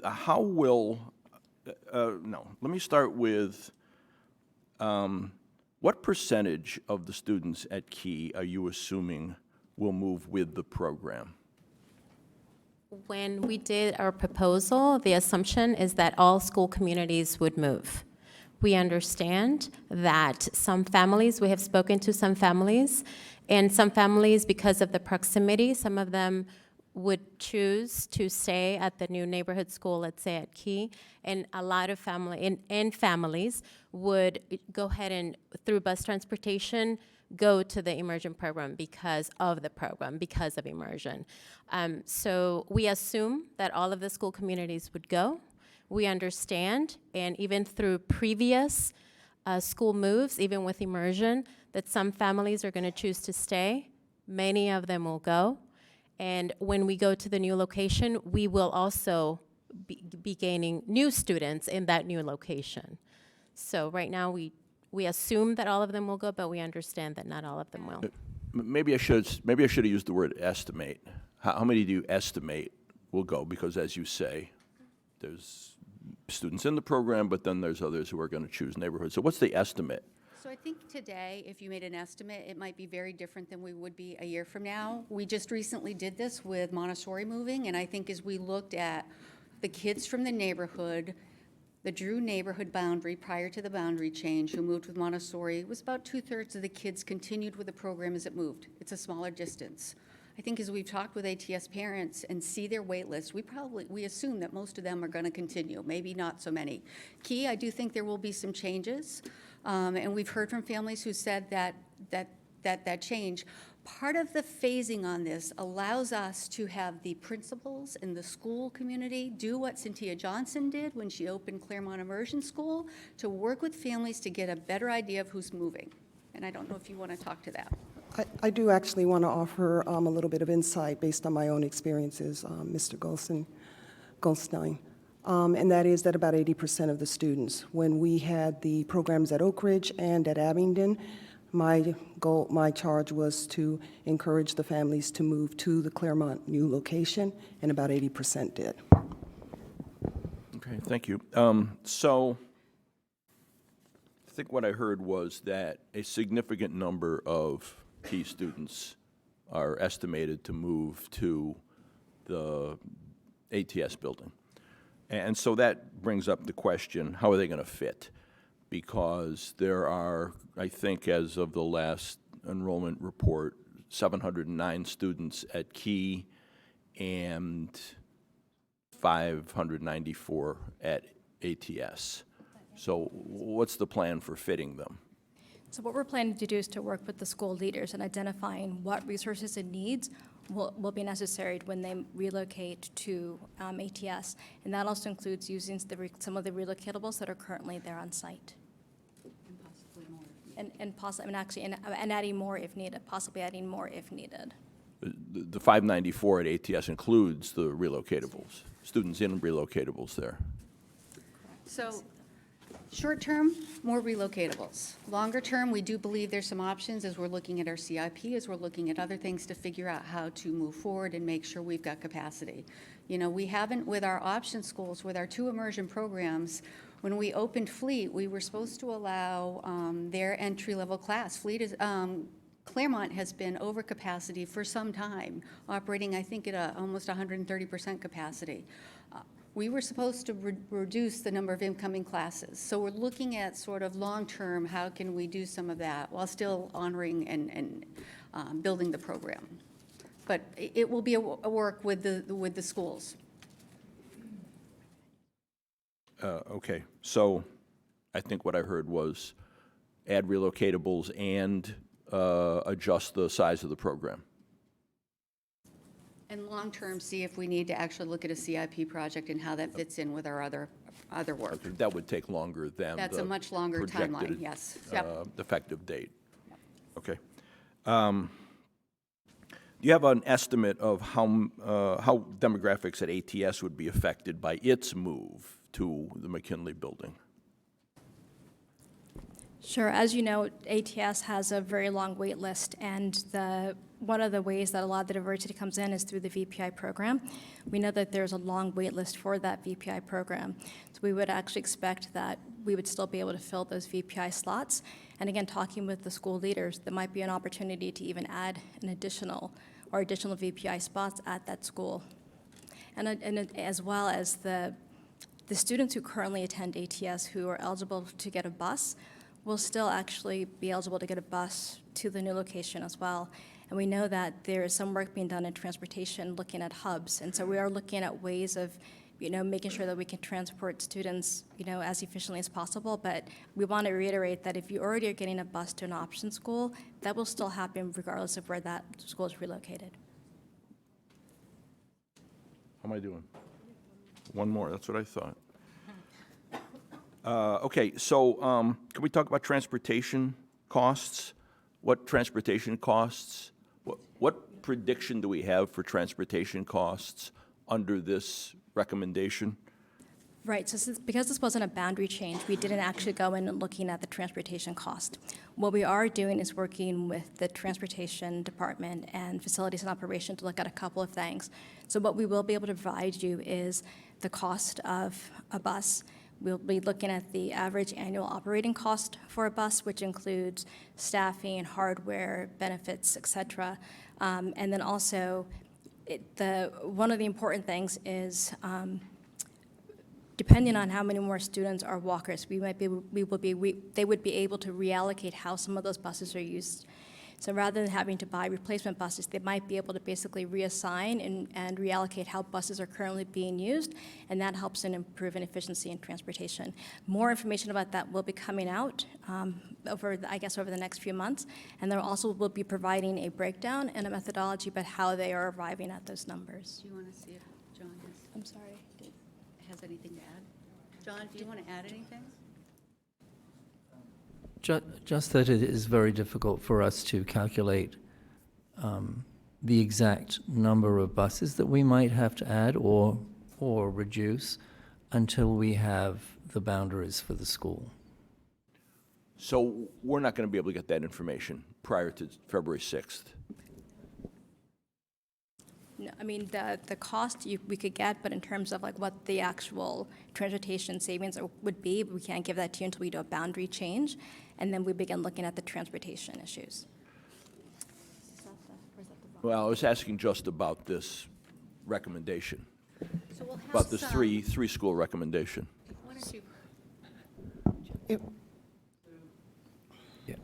So we've talked through this very carefully because these are really hard numbers to, we know what the cost of a bus is and we're going to provide that. We know what the cost for running a bus to do the general to do the general school, the regular school day to and from. But really, until we have exact boundaries, we know how much of each boundary extends beyond the walk zone of the school, we will not really be able to calculate how many routes we will need for those schools and how many extra buses we would have to add. I would point out that the schools don't all start at the same time, and we do try to get up to 3 runs, or 3 trips, I should say, out of each bus run. And so we aren't just adding 1 bus for 1 school. They would be shared over 2 or 3 schools. So that makes it even more difficult to calculate how many buses we need, because we have to calculate based on where the stops are and the students are, how many runs we can get or how many trips on a given run we can get out of that bus. Thank you, Mr. Goldstein. Thank you. Ms. O'Grady? Thank you, Chair Talento.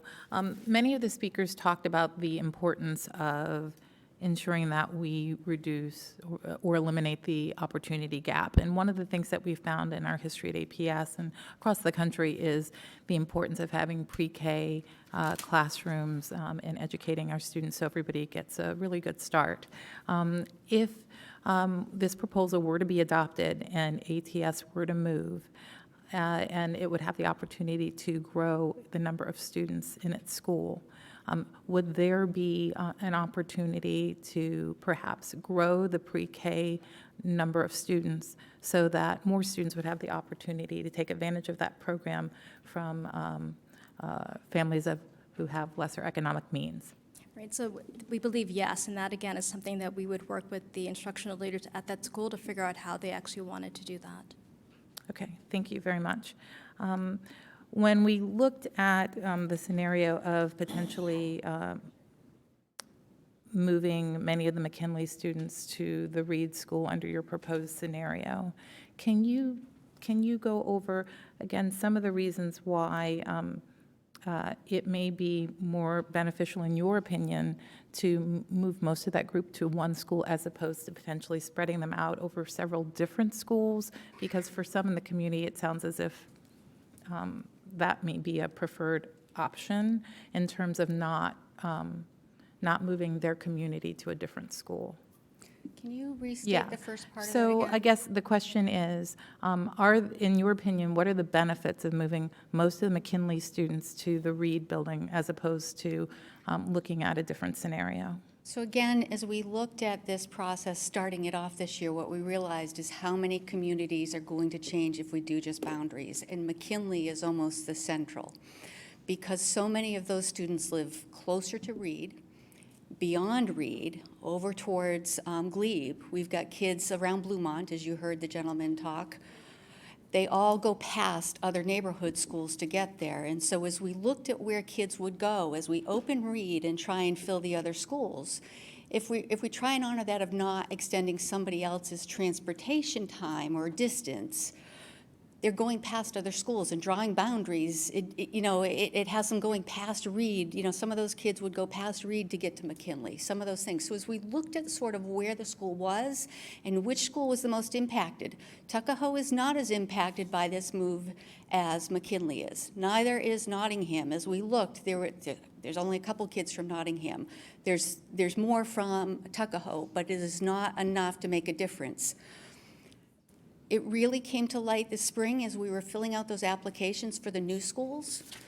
VDOE advised us that when we were filling out the applications, as the majority of kids move to a different school, accreditation also follows. And so this was why looping in those instructional leaders, what does this mean? You know, and as they look at the students who are going to be in their schools, if they have a different need in the schools, their teaching staff changes, their requirements change. We looked at moving schools as, how do we keep communities together? You know, every school, we've heard from every family, they love their school, they want to stay together, and so part of this was honoring that. And we felt that the McKinley piece did that, whereas if we do two, we're really dividing the school into two very different parts, and what remains is a very small proportion at the McKinley site. Okay, thank you for that. Two more questions for you. If this proposal were to move forward, what are the plans to help keep some of these communities together, especially I'm referring to the option schools, because I do know that it takes a lot to bring option school community together. And what would APS do to help support those communities in staying together at a new location? Because there are lots of concerns about whether people will take longer bus rides, whether they can get there. What would you do to support the community to help them stay cohesive if this were to move forward? You know, once we know of the school communities that would be moving, central office would work, you know, and partner with central other departments to support the school leadership at that school to identify families and very specific needs of the community. Our instructional leaders already do that through various ways and services that they provide to the families. So we would be working with them and identifying those specific needs. Ensuring that most of the families who want to go to the new school have an opportunity to do that. Where are the needs? Identifying those needs, and then working with central office and the school to make sure that can we provide those resources? What is it that we can do to make sure that those needs are met? So it's really just working with the PTAs of that school, the school instructional leaders, and with our central office to identify exactly what those needs are and can we accommodate, what resources are there if needed, and the time. What's most important is that time needed for us to identify that. And the more time that we have to do that, the better it is that we would be able to meet those actual needs. So it's working with communities. Okay, and then my last question I have is, under this scenario, do you feel that you would have more or fewer options in phase 2 of this boundary process or the school move elementary process? Would you have more or fewer options to create more demographically diverse schools? Do you feel like if you move forward that you have the opportunity with using, in the second phase of this process, boundaries to create, do you have more opportunities to advance demographic diversity, or would you have fewer opportunities? Because I think people are very concerned about that. We feel that we feel like we'll have greater opportunities to do that. Once we actually know where schools would be located and we go into the boundary process where demographics is one of the 6 considerations, we will have more of an idea of how we'll be able to move students and what those impacts of those various moves will be. So actually knowing, you know, in February where the school moves or the school locations will be will set us up for doing that work in the fall process. Sorry.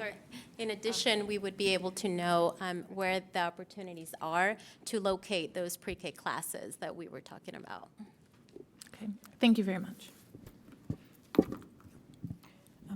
I have a few questions as well. A couple of things that I'm trying to work through. First is, you mentioned about Claremont being over capacity and us trying to, once we balance enrollment, manage that capacity. And I know a few years ago when we were looking at boundaries and so forth and overcapacity, we had a lot of concerns about neighborhood schools, saying that our option schools, because they were lotteried in, were not helping to manage capacity, and a lot of our neighborhood schools were over capacity. through that work, we then started opening more seats in our option schools, and so they started helping capacity. And I think that was happening, but we made sure that it was happening. And we looked at all of our our option schools. And so now we're trying to balance enrollment at our neighborhood schools, and it's only fair that we balance that enrollment at our option schools. And I am confused. I know that Claremont is over capacity. Is Key over capacity at this time as well? Yes. Do you know, could you?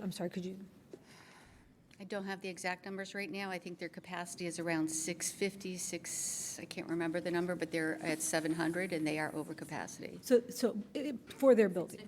For their Okay. current building, yes. Okay. And I do believe they have relocatables on site. Okay.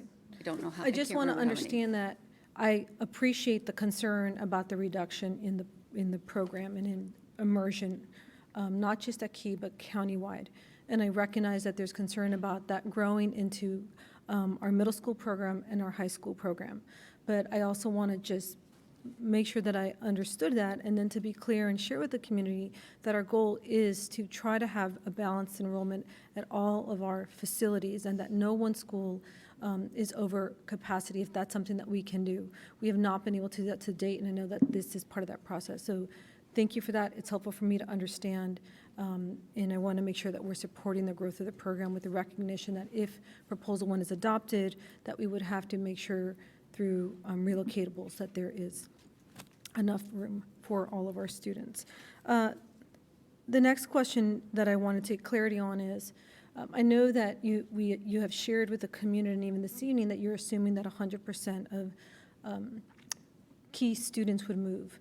But then in discussions thereafter, we are acknowledging that we do not expect 100% of Key students to move. And I just want to make that clear. Is that correct?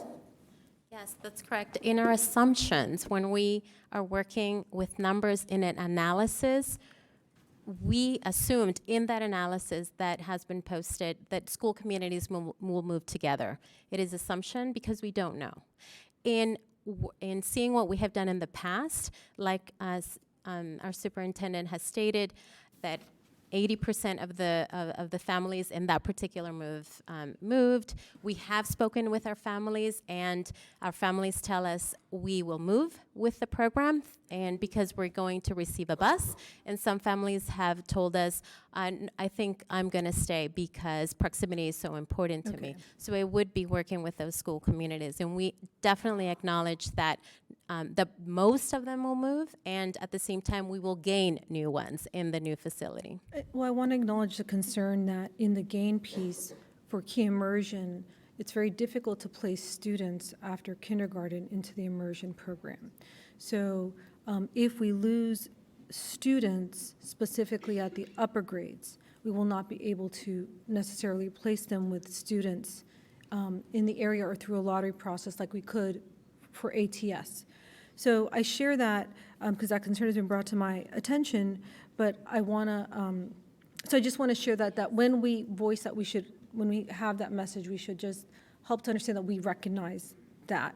And so I know that it might provide us more opportunity for VPI programs, provide us opportunity to house our current kindergarten classes and so forth as it's growing. But that leads me to the other concern that I've heard, and this may be more of a direct question to you, Ms. Johnson. No, did you need to respond? I would like to just add a little bit to what you just shared, that in looking at our immersion program, first of all, I want to be clear that the point of entry is kinder and first. Thank you. So that opportunity is available to any and every student. Beyond that grade, you are correct.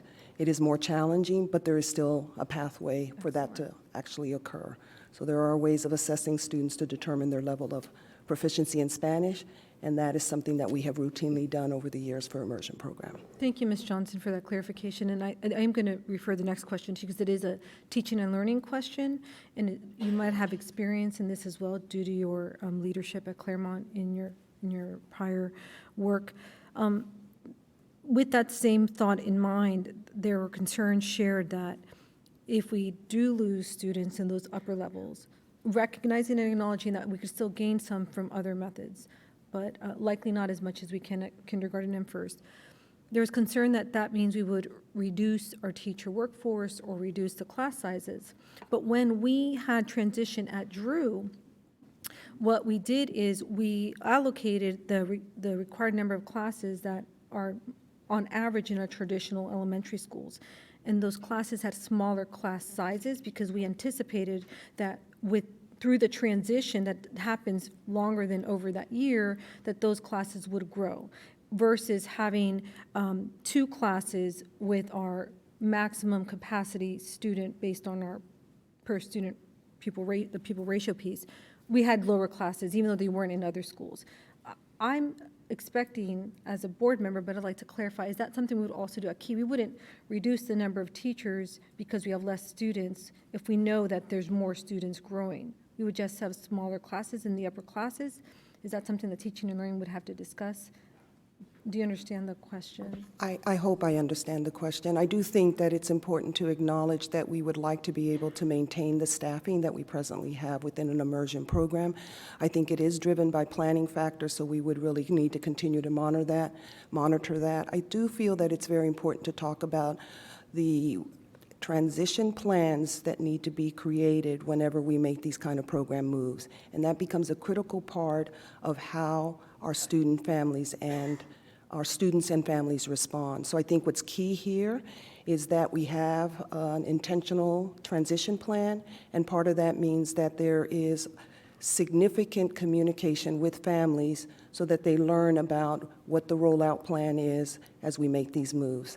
That has been the practice in the past, and that's the commitment that I think APS has to make in an effort to ensure that as many of families that are presently in the program continue in the program. And also in keeping our staff. I heard you mention that, prioritizing and keeping our current staff. Absolutely. That is actually the choice of the staff to some degree also, because there's autonomy that's given to staff when these moves take place. But as it's been stated, staff move with the program. Thank you, Ms. Johnson. I know we have a second round of questions. I do have more, but I'll come back. Thank you for your answers. Dr. Kennan. Thank you. Going back up to McKinley and the new school at Reed, one of the concerns I know that families have had when they looked at your analysis, which did actually imply that you had a set of boundaries when you showed, how the numbers that would end up at different schools, that there was some background draft set of boundaries that would have fed into that. Do you have a specific boundary plan in mind today? Okay, I just want, and then as part of that analysis, I think you showed approximately 700 students at the new school at Reed. And so I will tell you that my assumption has been that if we've learned over time that when we open new schools, sometimes we don't quite want to fill them to capacity for a variety of reasons. And if we determined as a board that we didn't want that many students to start at Reed on day one, would that be something that do we have the flexibility after this setup stage to ensure that Reed does not go quickly over capacity?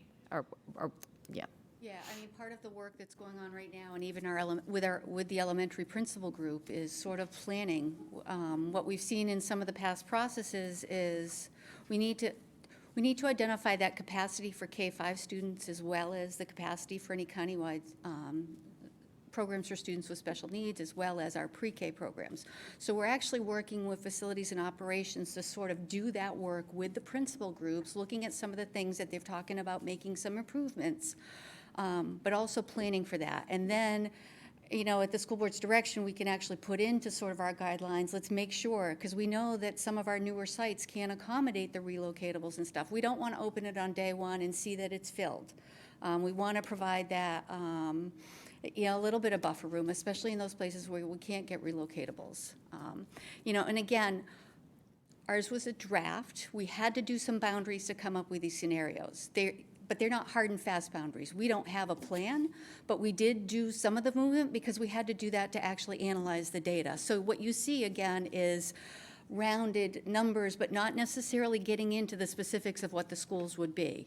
We didn't go to that level of work. That was not our intent to do the boundaries, and we do plan to go back with our school leaders to do some of that work ahead of the boundary process in the fall.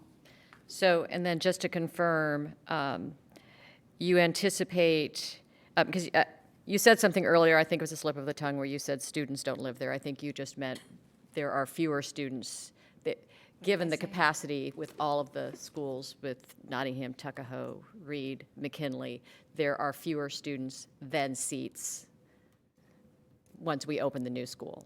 That's... I believe so. You want to say that again? Sorry.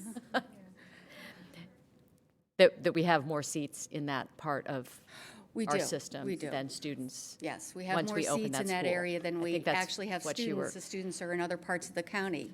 Right, and so what I wanted to confirm then is even if we use some of those seats as an option school, that you do not anticipate, I'm just repeating the same question really, just to make sure that that the numbers work out so that there will not then be more students than seats.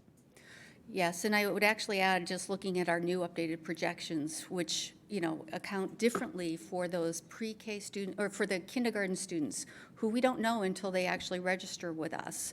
The past projections, we're using that data that came from the county that was really high on estimating those kindergarten students. We actually think this is a really good time to sort of begin to do boundaries, because there may be some, if we make some of these changes in the imbalance, that we may be able to get most of our schools, maybe not the first year to where they need to be, because we don't know if we're going to do some grandfathering, we don't know some of those other decisions that will come in the boundary process, but over time, get them all back and have if they're in an area where students are eligible for pre-K, we want to have those pre-K classes there. What we've heard is they want to start with those students as early as possible and keep them, because that relationship builds and helps them understand the needs of their students and serve them better.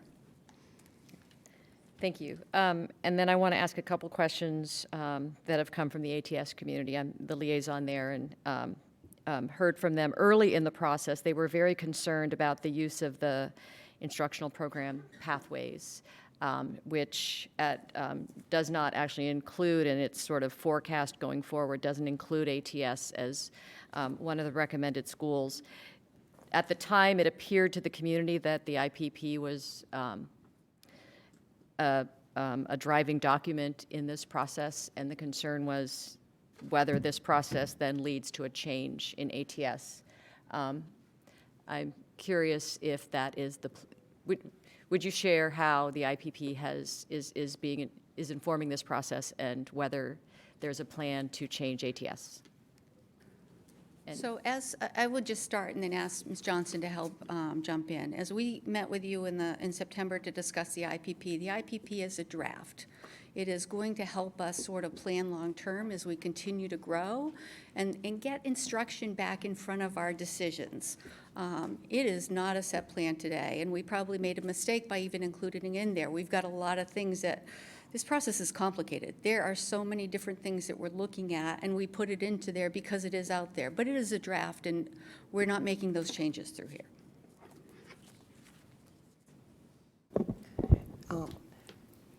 The statements that Ms. Stengels made were were on point. I just want to emphasize the fact that we really want to be able to come back to the instructional component and have that drive our work. And I also think it's important to note that the document in and of itself was in many ways intended to also help us identify what future pathways are needed based on the K-12 profile of a graduate. What is research telling us about the needs as we move into the future? So that's a lot of the purpose of that document as well, which also means that we value all of our programs as they exist today, and so it is important to state that. And you would deem ATS as a successful school in our system, one of many, of course. I would absolutely deem ATS as a school of excellence and very successful, as many of our schools. Thank you. And I also want to then ask about the capacity if ATS were to move to McKinley. I think the capacity of McKinley is something like 690 students, approximately. So right now, the capacity at McKinley is 684. 684. And I think you mentioned that gives the opportunity to let more families who are interested in that program become part of that school so that it could grow up to that number. Do you have an understanding of how you could build ATS to that size through, how it would evolve up to that size quickly? So that's a discussion that has to really happen with the principal and the school administrators of that program, just because of the way that they group students, and as they move through ATS, there would need to be a decision made then on the instructional side and with the principal in terms of how they would actually accommodate what grades and how that would actually matriculate through. But I should also note that McKinley also has 6 relocatables on its site as well. So the 684 was the permanent seat capacity, and then they also have the additional relocatables on site. Yeah, I mean, it's been over capacity for quite some time, the McKinley neighborhood school. Still going? Okay, I want to ask about the Key neighborhood. I think it's the case, and I know community members have shared some of their maps and alternatives with us. And part of, I think, what we've all seen is that there are a lot of families in, as you've pointed out, the Roslyn Courthouse section of Arlington, who don't attend Key, who either now or in the future want to send their children to a neighborhood school where, and there are actually more of those families, in fact, than there are Key families in that zone. Yes. So there, yes, is that correct? That is correct. Where do all of those families go to school now? Arlington Science Focus. They go to Arlington Science Focus? Yes, and actually... That's what, yeah, I was going to say, I think that's I was going to give you a percentage. I just didn't want to, but it is a very high percentage. There's a lot of information, in fact, in that document you put together a year ago on the SWAP, actually the SWAP analysis that shows that. So they currently go to Science Focus. Science Focus is, of course, at well over capacity right now.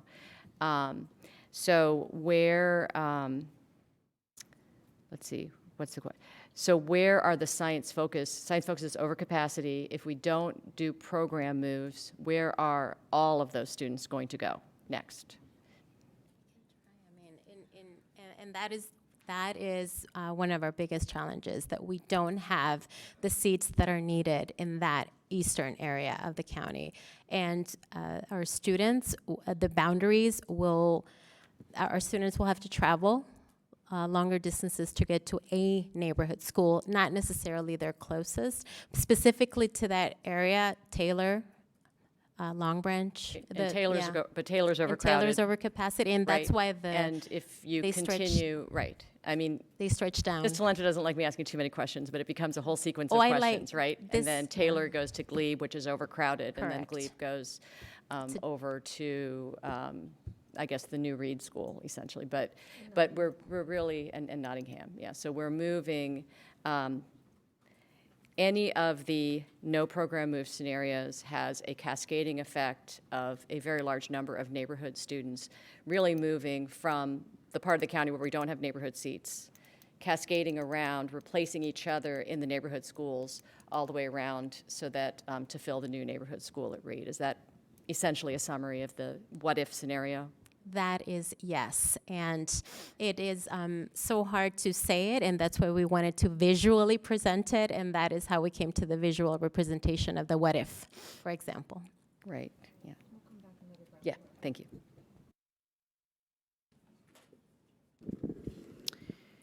I don't have any questions. I just want to say to Ms. Stengel, to Gladys Vordwan, Dr. Johnson, and Kathy Minberg, thank you.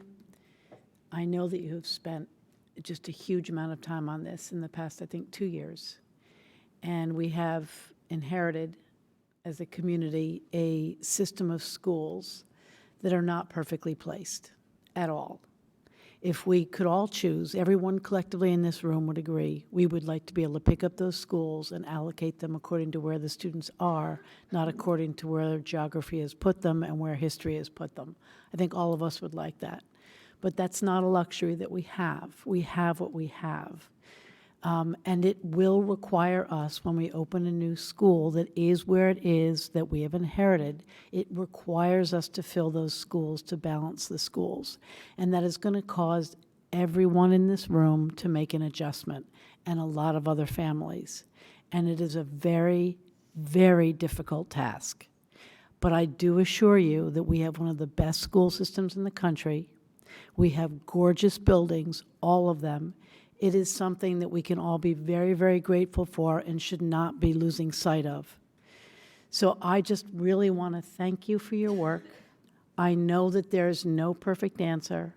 I know that we cannot make everybody happy, and I certainly understand change, the difficulty with change. When I first moved here in 2004, it was the last time we were approaching this kind of a boundary change for elementary, and there are still difficulties in my neighborhood between people who were so upset at that time, and I think that's really unfortunate. So I just wanted to say thank you, because as I pull back from it and have now kids who are outside of the system, I can tell you the elementary school years pass. Your kids move on to different schools, they move on to different buildings, and they make new friendships, and your communities will thrive. So thank you. Thank you for, I know it's not perfect, and one thing I would ask is that in the discussion about the alternates that people have spent a lot of time putting forward, if maybe in small groups, accordingly to the plans that people have put forward, you could spend some time explaining your analysis of their analysis, because I have looked at some of those, and I do understand the pros and cons to them, and I do understand your analysis, but it may be worthwhile to sit down and have that conversation with them so that they understand your perspective on it. But again, I know it's not perfect. There's not one right answer. There cannot be a right answer because of where our schools are located. But thank you. Thank you. Mr. Goldstein? You are. Okay, thank you. Let's see here.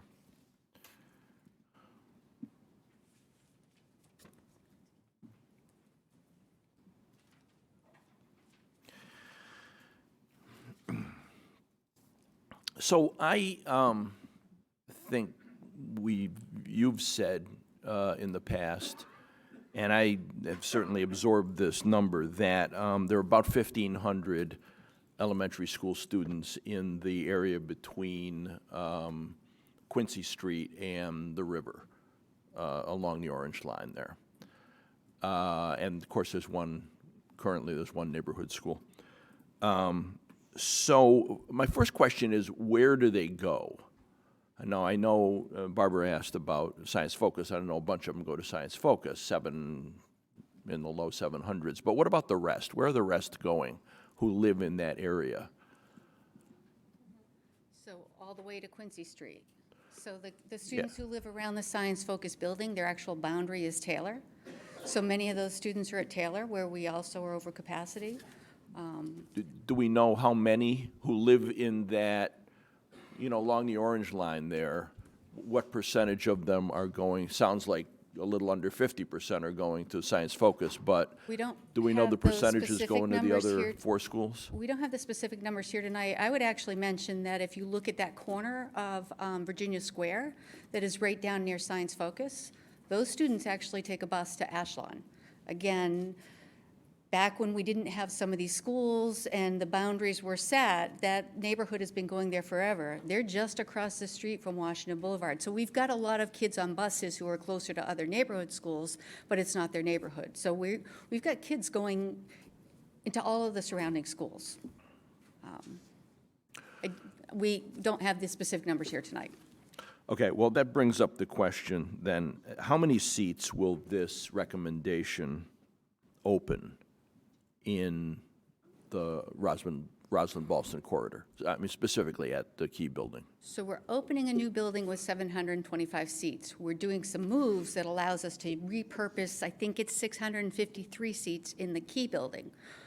When we do the boundary changes, we'll have to also assume that some of those kids will stay.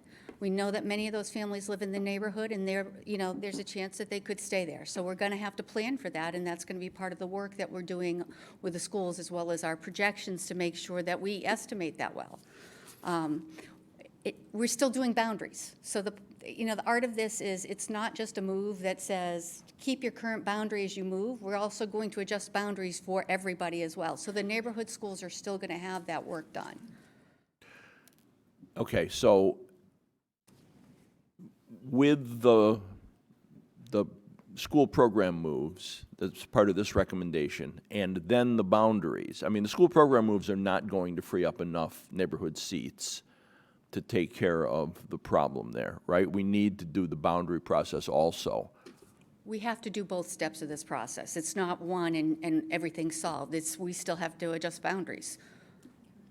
Specifically along the orange line there, because there's... Well, everywhere, but even at Reed, Reed, the number of kids at McKinley, plus when you look at the kids in the Tuckahoe Walk Zone that could walk to Reed, we have to adjust boundaries for everybody. So some of those kids at Tuckahoe may get pushed, and some of them are actually in the walk zone for Nottingham as well. So every planning unit that we move impacts the next planning unit in some way. So it's not just a straight process where I can say this is the one effect on this school, because the school next door and all the ones down the line have the same thing happening as we make those shifts. Okay, maybe I'm not making myself clear. I'm asking about the utility in obtaining neighborhood seats by moving the KEY program from that building and turning it into a neighborhood school, because we know that because of the enrollment at Science Focus, some significant number of those students who currently live right in that neighborhood boundary where the KEY building is will have to be redistricted to that building. So if, Key I building. don't have a visual of the current Science Focus boundary, which surrounds Key and goes east to the river, that is more kids than can fit in that Key building and doesn't provide room for the pre-K. So not everybody's going to get to go there. Again, as we look at it, some of those kids may stay at Arlington Science Focus. Some of them may move to Taylor if they're further north. I don't know what those scenarios are. Those are the things that as we move forward and we have clarity around the neighborhood seats, what it does is, and part of this, we started this process in 2018. When it stopped, the alternative was really the swap. Let's put the school, that would have put this neighborhood school within the boundaries of the current neighborhood. It wouldn't have been a perfect match there either, but it would have sort of addressed the current need. We have a lot of growth, and I think actually, as I look at sort of the projects that are coming online, we have huge development projects there. Some of them are committed affordable, and we know we get higher numbers of students from those buildings. They are coming online in the next 2 or 3 years if they are opened on the timeline that they're currently saying. And that's going to increase it even more. And that's part of the next phase of the process. When we begin to use the projections, those play in. Right now, the analysis is looking at current enrollment and where students live. And our patterns have changed. It used to be, and I lived in Roslyn way back, my kids hit school age, we moved. The houses were too small, and you moved to a bigger house into a neighborhood out, and my kids went to McKinley. And a lot of families didn't stay there. We're seeing different patterns in that neighborhood than we did 20 years ago, than we did 10 years ago. Our whole community has grown and changed, and it's growing along those corridors. The metro corridors are going to be different, and that's what we need to continue watching. Okay, Rita, I'm going to move to Monique, and then I'll come back to you in the third round. Okay. I didn't do 4. Okay, how many did you? That's Thought fine. Go ahead and do one more. Thought I did 2. That's okay. Okay, but I'm going to, They do I'll do count. 3 now. And then you'll be cut off for the next round. So, following on this discussion, is it possible, can neighborhood seats in the RB corridor, specifically east of Quincy Street, can they be obtained by boundary changes only, without school option changes? necessary number of neighborhood seats? You mean, can we do a boundary change and make it work? Just a boundary change. I mean, that's what our alternative scenario shows. We could do boundaries. It means some students today who go long distances on buses are going to have longer bus rides. It means we're going to have a challenge in honoring walk zones around current neighborhood schools. What we saw in that alternative scenario that was really tough for us was, we have a lot of schools where kids walk today, and because the seats are all over here and we have to draw those boundaries, we can't, Glebe, the Glebe neighborhood, which is a highly walkable school, and when we reduce, it might just be a walkable school, much like Randolph. We couldn't keep all of those neighborhoods there. We had to pull kids from south of Lee Highway to go to Nottingham, to go to the schools north of Lee Highway. So we can do it. We can draw boundaries, definitely. You can draw boundaries. It just becomes those long bus rides when we think about kids who need to get to school on time for instruction to begin, especially if they are going for breakfast because they don't get, they can't have it at home. We want to make sure that kids are getting to school and we're being wise with our resources. Okay, thank you. May I add one more point to that? I think it's part of the presentation. I think one of the data points that's also been shared by the staff is that if we stayed with the alternate scenario, then we would be impacting 40% of the neighborhood elementary school students versus the 25% under the superintendent's recommendation. So that's what our data is telling us at this time. Thank you. Ms. O'Grady? Thank you. I don't think I have any more questions, but I do have a comment that I just have come to understand in my 20-plus years of being an APS parent and continue to be an APS parent. When we look at our elementary schools, I think that there is a healthy relationship between our option schools and our neighborhood schools. The option schools act as a safety valve, so people are able to opt out of their neighborhood schools, and that gives us some wiggle room within our neighborhood schools. Having that wiggle room allows there to, in general, be some stability that parents look for. And I think that having those two programs or types of elementary schools do help us kind of keep the boundary changes to a minimum. That's why we're not every year looking at, okay, well, now too many people have moved in this neighborhood, so we have to look at everybody's boundaries. So while we're having this conversation, I just want to reiterate, I think, the healthy and balanced situation of us having neighborhood schools and having some option schools. I believe that that actually helps our community have some stability. Now, as we continue to grow, sometimes that has to be changed a little bit. But I just wanted to reiterate that I do think that both are important in our community. Could I add two things to that? Yes. So I don't think we could I think we'd have similar challenges with neighborhood boundaries to the alternate scenarios if every school was a neighborhood school, which is what we sort of saw in some of these scenarios. So they do provide a help. The other piece is, in preparation for 2018, that was the year where we had the most enrollment across our elementary school before we opened Fleet. Option schools were part of the solution. They increased classes along. Our neighborhood schools don't necessarily get to say how many, but our option schools made sure to be a part of that relief valve. So it really is, and we work with the elementary principals together to sort of look and say, what do we need to do? And that was a decision that they worked through together. Thank you. Thank you, Ms. O'Grady. I have a couple more questions. And I did want to just share, I'm the liaison to Ashland and Barrett, and I just want to note that Ashland is overcrowded as well. And in the discussion that we're having about shift, I just want to acknowledge that with the move, without the move, schools like Ashland and Barrett will be impacted. Barrett is currently at capacity, and Ashland will likely be taking some kids from McKinley who don't move to Reed. And we have to relieve Ashland, so that means Ashland kids may be going to Barrett in the Arlington Science Focus.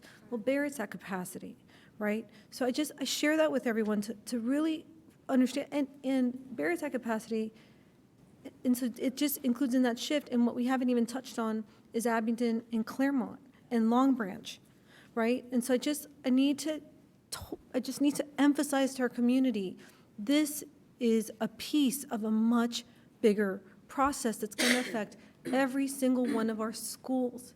And so I know these are difficult decisions, and we're trying to get as much information so that the impacts that we have at all of our schools that have not yet been impacted are understood and are minimized to the extent possible, with the recognition that they will be with impact.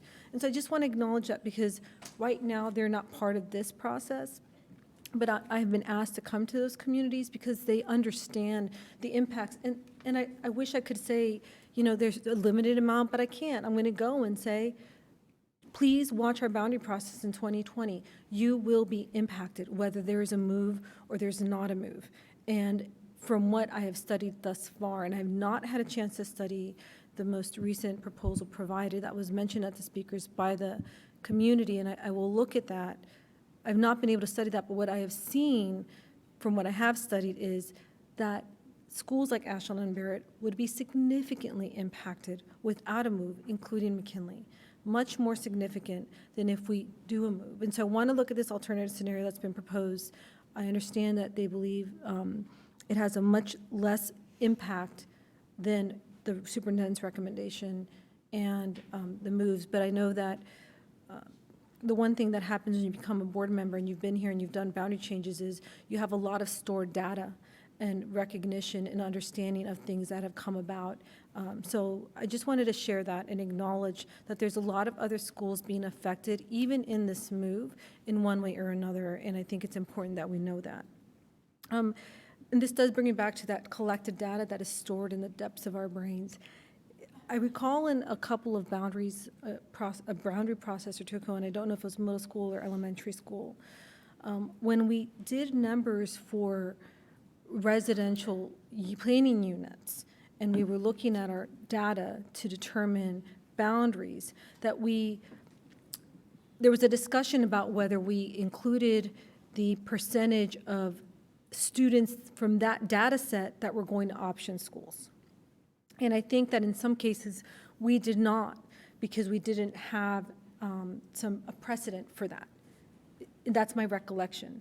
And so I'm curious that in your analysis now, the numbers that you're using in the Roslyn-Boston corridor based on our growth, when you're saying we need these number of seats in that area, are these seats based on growth strictly, and did we calculate a percentage of students from that community going to option school? So for instance, if we had 400, I can't remember the exact numbers, I think it's like 200 between 200 and 400 seats that we need in the Roslyn-Boston corridor.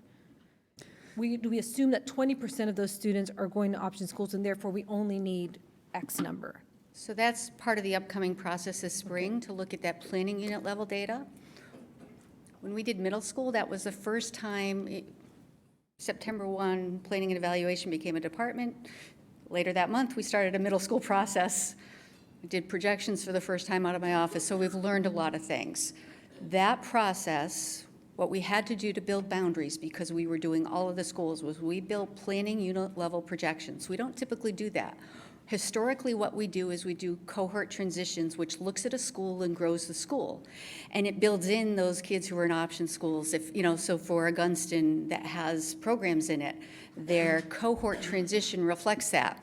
When we built boundaries, we made an error because we did not account for the option schools when we recombined it. So Gunston is over capacity right now.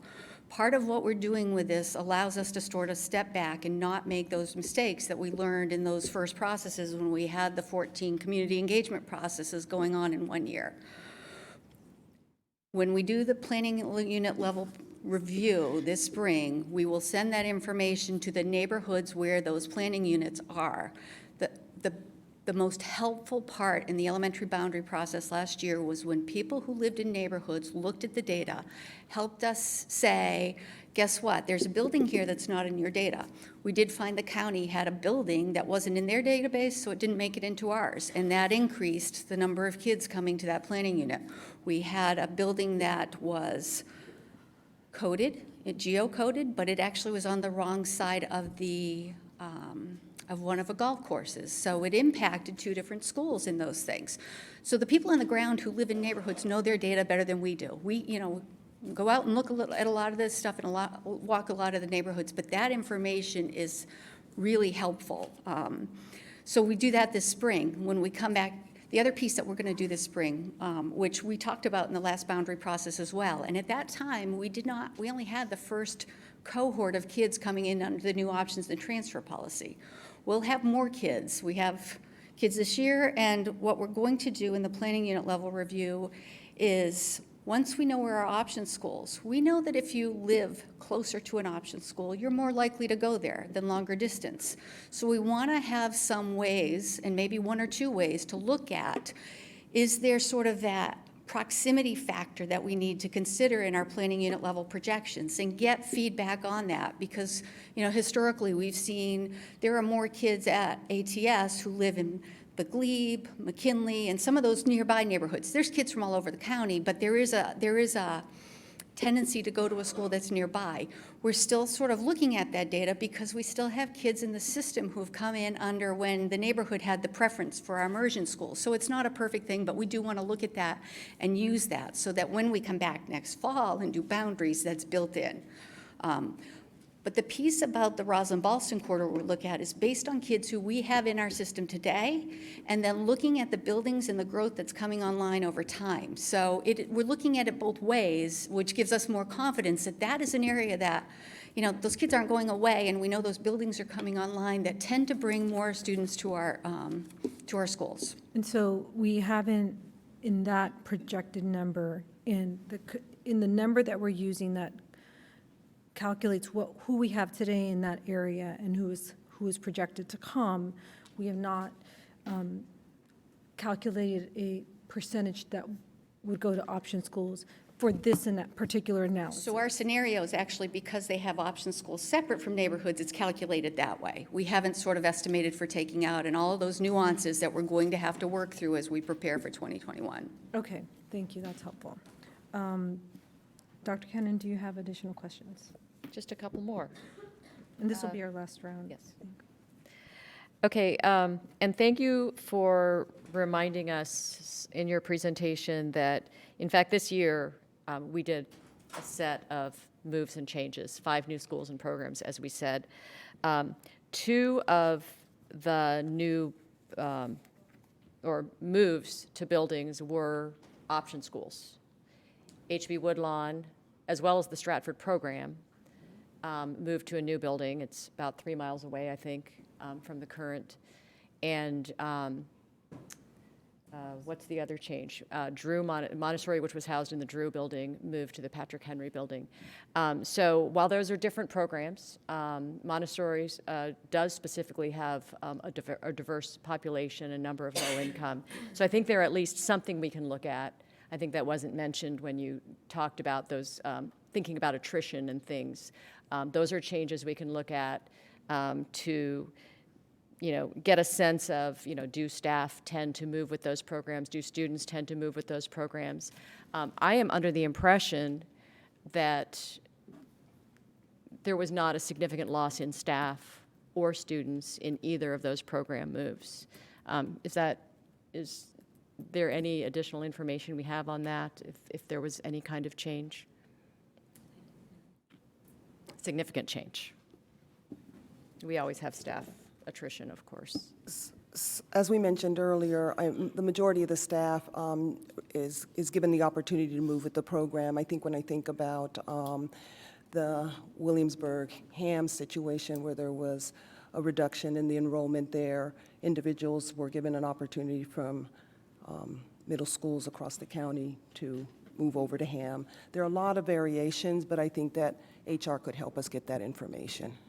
Can we list it as a follow-up, Ms. Johnson? We sure can list it as a follow-up. Okay, thank you. And then I just want to go back to, I think it's the first thing I asked, and I just want to clarify what I was asking, and maybe it's more of a comment. And getting back to the McKinley staff and students. I believe it's the case that you ultimately proposed McKinley as the option school location because you felt the majority of students, as along with their staff, in other words, the majority of that school would stay together. And that was the case more so than the alternatives, for example, Tuckahoe and Nottingham. And I was asking it in a more open-ended way, but I just wanted to confirm that that was your logic on that. Yes. Yes, that is correct. Right now, I don't have the exact numbers, but I think it is more than 400 of those who live within around the Reed Walk Zone actually attend McKinley. Yeah. Okay, thank you. Okay, and I'll just very quickly say, echoing, my colleagues about, we're heading toward the end of this process, this piece of the process, the first step, and just really want to thank you all for your hard work. I want to thank everyone in the community for coming out and being engaged throughout this process. And of course, we're still moving forward. But the community always makes our work stronger, double checks us, fact checks us, and makes sure that we're being clear and honest with what we're doing. So I really want to thank everyone for continuing to be engaged. And again, thank you all for the hard work. We have heard from the community for a long time that we should engage in long-term thinking, we should engage in holistic thinking, and we should be bold. And this is a bold plan. It truly is. There are, I spoke to an Ashlon dad the other day who talked about how his son goes to Ashlon. He went to Ashlon as a child, and he lived in the courthouse area. Those boundaries the Ashlon boundaries have been in place that way for a long time. We get locked into thinking sometimes, and you've actually provided a new, bold idea, and I appreciate that. Thank you. Ms. Van Dorn. Okay. Mr. Goldstein, you're up. Thank you. I think I only have 3 questions here. And, sorry? And maybe a short statement, too.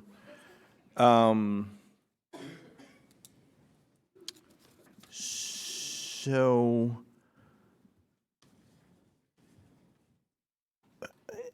have you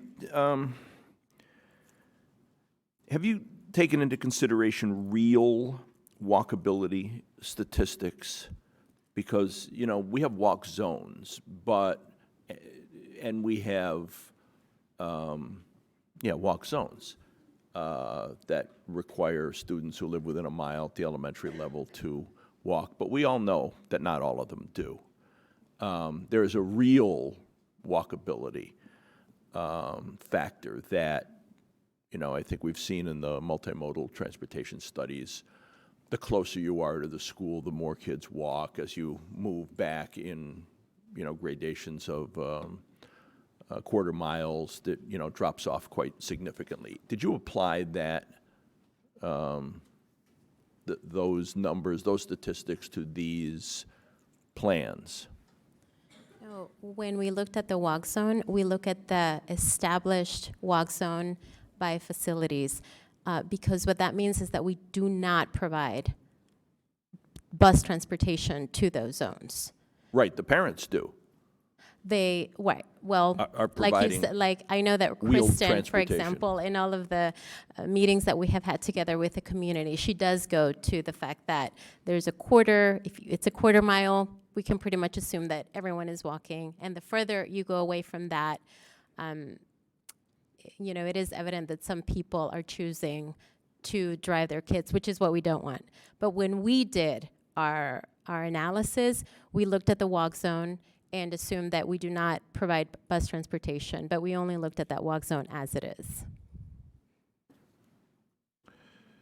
And one of the things in looking at future boundaries and looking at the imbalance of seats is that one of the things in speaking with Kristen Haldeman is that looking at the walk zone and then building boundaries around those walk zones so that it's sort of more compact, it is easier on transportation and it's better to have one bus than than having folks choosing to drive their kids. But just to answer your question, we just looked at the walk zone as it is.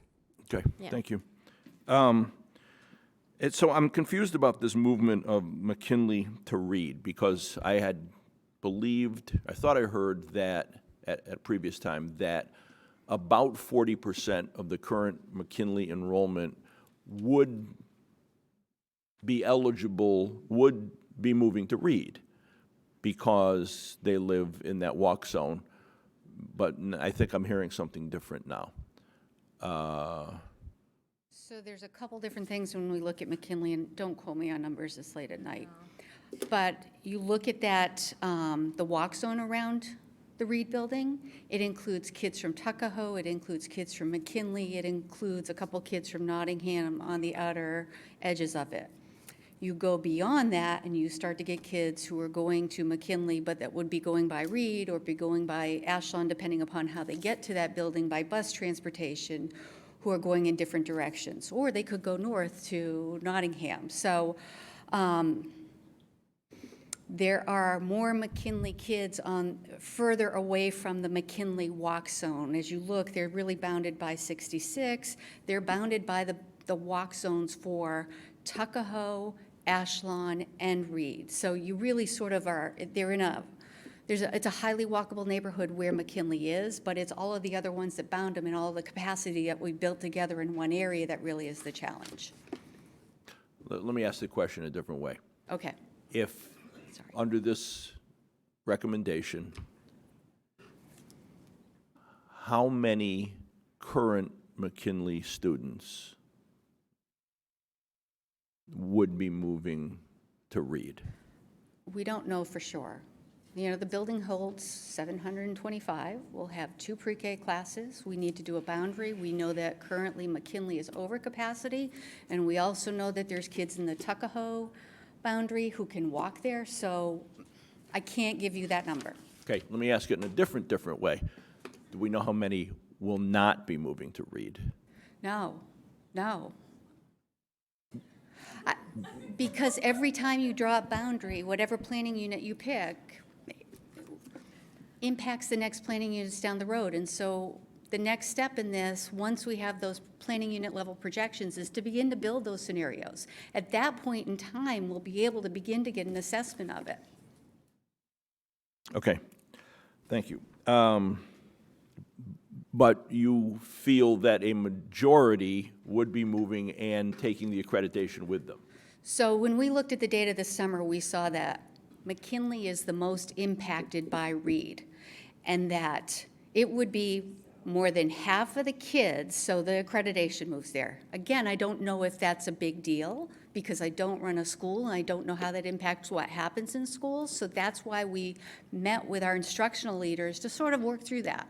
I don't think they were as worried about it, but it also, you know, you began to look at, do I have the right teachers for the kids who are coming to my school and the right staff? You know, some of the changes with just a boundary process really changes the needs of the kids in the school. And it may change sort of the requirements of who's in that school working with kids. And so we need to do this intentionally so that we have the right teacher able to work with the kids to continue to provide the education that we all value and want for every child. Okay, thank you. In the neighborhood boundary adjustment process coming up, are you anticipating all neighborhood schools would be adjusted somewhat? Maybe not Randolph. Yes, most of them, yes. And Lisa just said perhaps not Randolph. Right now, if you look at Randolph, it's all of its walk zone.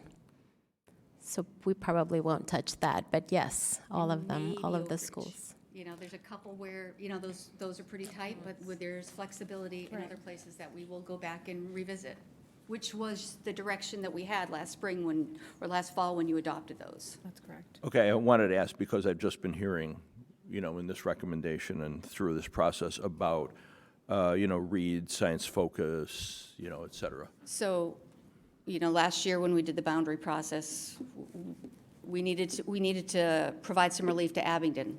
We did not do that, and they are now beyond their capacity, and we're looking at adding some relocatables there next year. We're doing some other things because they are now at a point where we need to provide some relief. So the same proposals that we had on the line in the last boundary process will be coming back, because again, a lot of the places where we still are going to have students on seats because not everybody lives near a school. So there's still going to be some kids taking buses, and we're going to have to do adjustments to almost every neighborhood school. Okay, thank you. So wrapping up my comments, I just want to point out that thank you for all of this presentation and the work.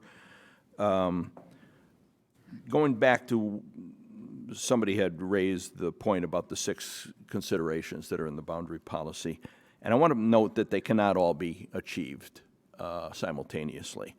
You know, the best example is that walkability and balancing demographics can't both be achieved in every school community. So I want to make sure that that's pointed out for all of our edification and as well as the community. And I think that's all my questions for tonight. Thank you, Mr. Goldstein. I Thank you. appreciate that. Ms. O'Grady. Thank you, Chair Talento. I just wanted to know, will you guys flip back to the slide that has communications on it and all the different ways that you reached out to folks? I just wanted to thank you, the one with the numbers and the metrics. I just wanted to thank you guys for stretching yourselves to figure out ways to reach out to the community. This is very important work. I appreciate that community was able to go back and look at information, look at previous information. And so I want to thank you for stretching yourself so people could get a lot of information and come back and share with us their feedback. I think that that's important and good work, and so I just want to thank you for doing that. The other thing I was really happy to hear is that we're going to be looking at a way to try to estimate how option school decisions have an impact on neighborhood boundaries. This came up when we were looking at the South Arlington boundaries, and I shared that I was concerned that this may have a negative impact if there's no way that we can estimate. So as we are moving forward, I'm happy to hear that, because I think that's how Abingdon wound up in the way that it did, and I was worried that that would happen. So it's important that we acknowledge in this process that we are going to be looking at the whole county, because we were unable, I believe, to do some of that estimation on how people choose option schools. Or at least choose to apply to option schools. And the last thing I want to do is just thank the community for being engaged. I understand how heart-wrenching it can be to have uncertainty.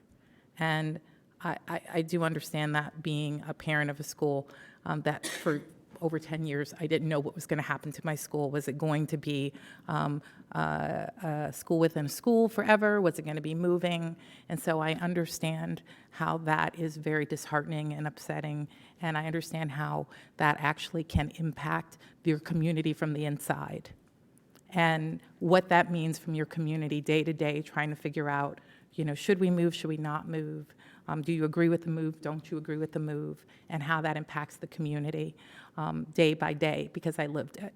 And I just want to say that's one of the reasons, honestly, why I'm interested in having a vote on this sooner or later.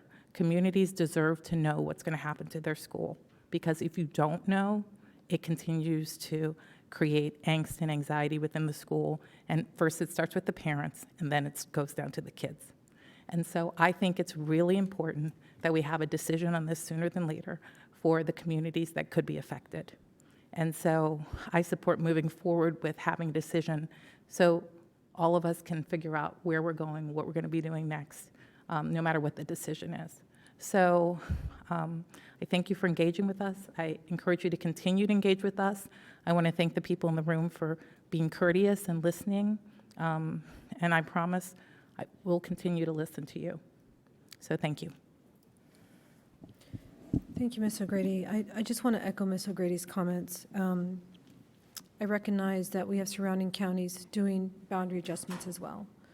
And I am truly grateful for our community this evening in allowing us to hear our staff. I saw everyone waving I saw people standing. I saw where your support is. I saw where your concerns were. We saw the acknowledgments that you were giving us.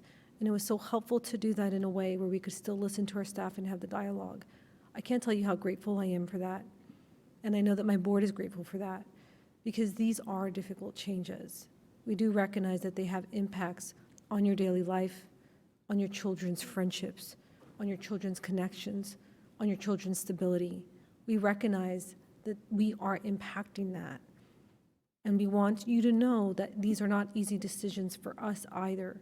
But we need to find a way to move our county forward so that we have long-standing places for our students to be served in ways where they will have a community and not be jammed into a building, and that it's long-term. I don't know how successful we'll be in that long-term piece, but we are striving to make it as long-term as possible. And so I just share with you, thank you for that. Thank you for the respect that you showed us this evening, and for being here this evening. I will forewarn you that our February 6th agenda is a heavy agenda, and that the elementary boundary piece will be towards the end. And so I believe we are also acting on the school calendar piece, which is a significant impact for us now because of the Labor Day change in code. And 2 of the calendars proposed starting before Labor Day, 2 of the 3 options. So that meeting will be a long meeting. So I just want you to prepare yourself. I would love for you to attend that meeting, to stay engaged. If there is a snow on January 30th, we will start with our public hearing that evening and then enter. So it will be a long night. And so I ask that you be aware of that and that you know that. They're important topics that affect you as well as our school system. And I just echo what my colleagues have stated about the appreciation of your engagement, and know that we are listening and really trying to process as much information as we can. And I want to thank our staff for the hard work that you're doing. I know that some of the community engagement processes have been difficult at times, but they are emotionally charged conversations because we are impacting families. And I just want to thank you for staying the course, for being responsive. I printed out data from the website about a month ago so I could study it, and it filled a whole red well for me to study, and I know that you've updated it since. So in my continuous homework, I have to now probably fill another red well, and I just want to acknowledge that because it really goes to show the effort that you have made to be as transparent as possible with the information and the data and the work that you're doing, and I want to thank all of you for doing that. We as school board members are prepared to hear our constituents, to understand that our choices in our decisions and policy have those impacts, but you may not have necessarily been prepared for that engagement, and yet you have continued to do that and work with us. And I just want to say thank you for that effort and for that work, and that we recognize it and appreciate what you do for our school and for our system and for our community, and the acknowledgement that this is difficult for our community and the work that you've done to try to address their concerns. So thank you for that. So I think we are done with this action item. Hearing no other questions or comments. I mean, not action item, I'm sorry, information item. I'm sorry, it's been a long week. So thank you. Thank you. Ms. Johnson, do you have any comments that you want to close with on this discussion?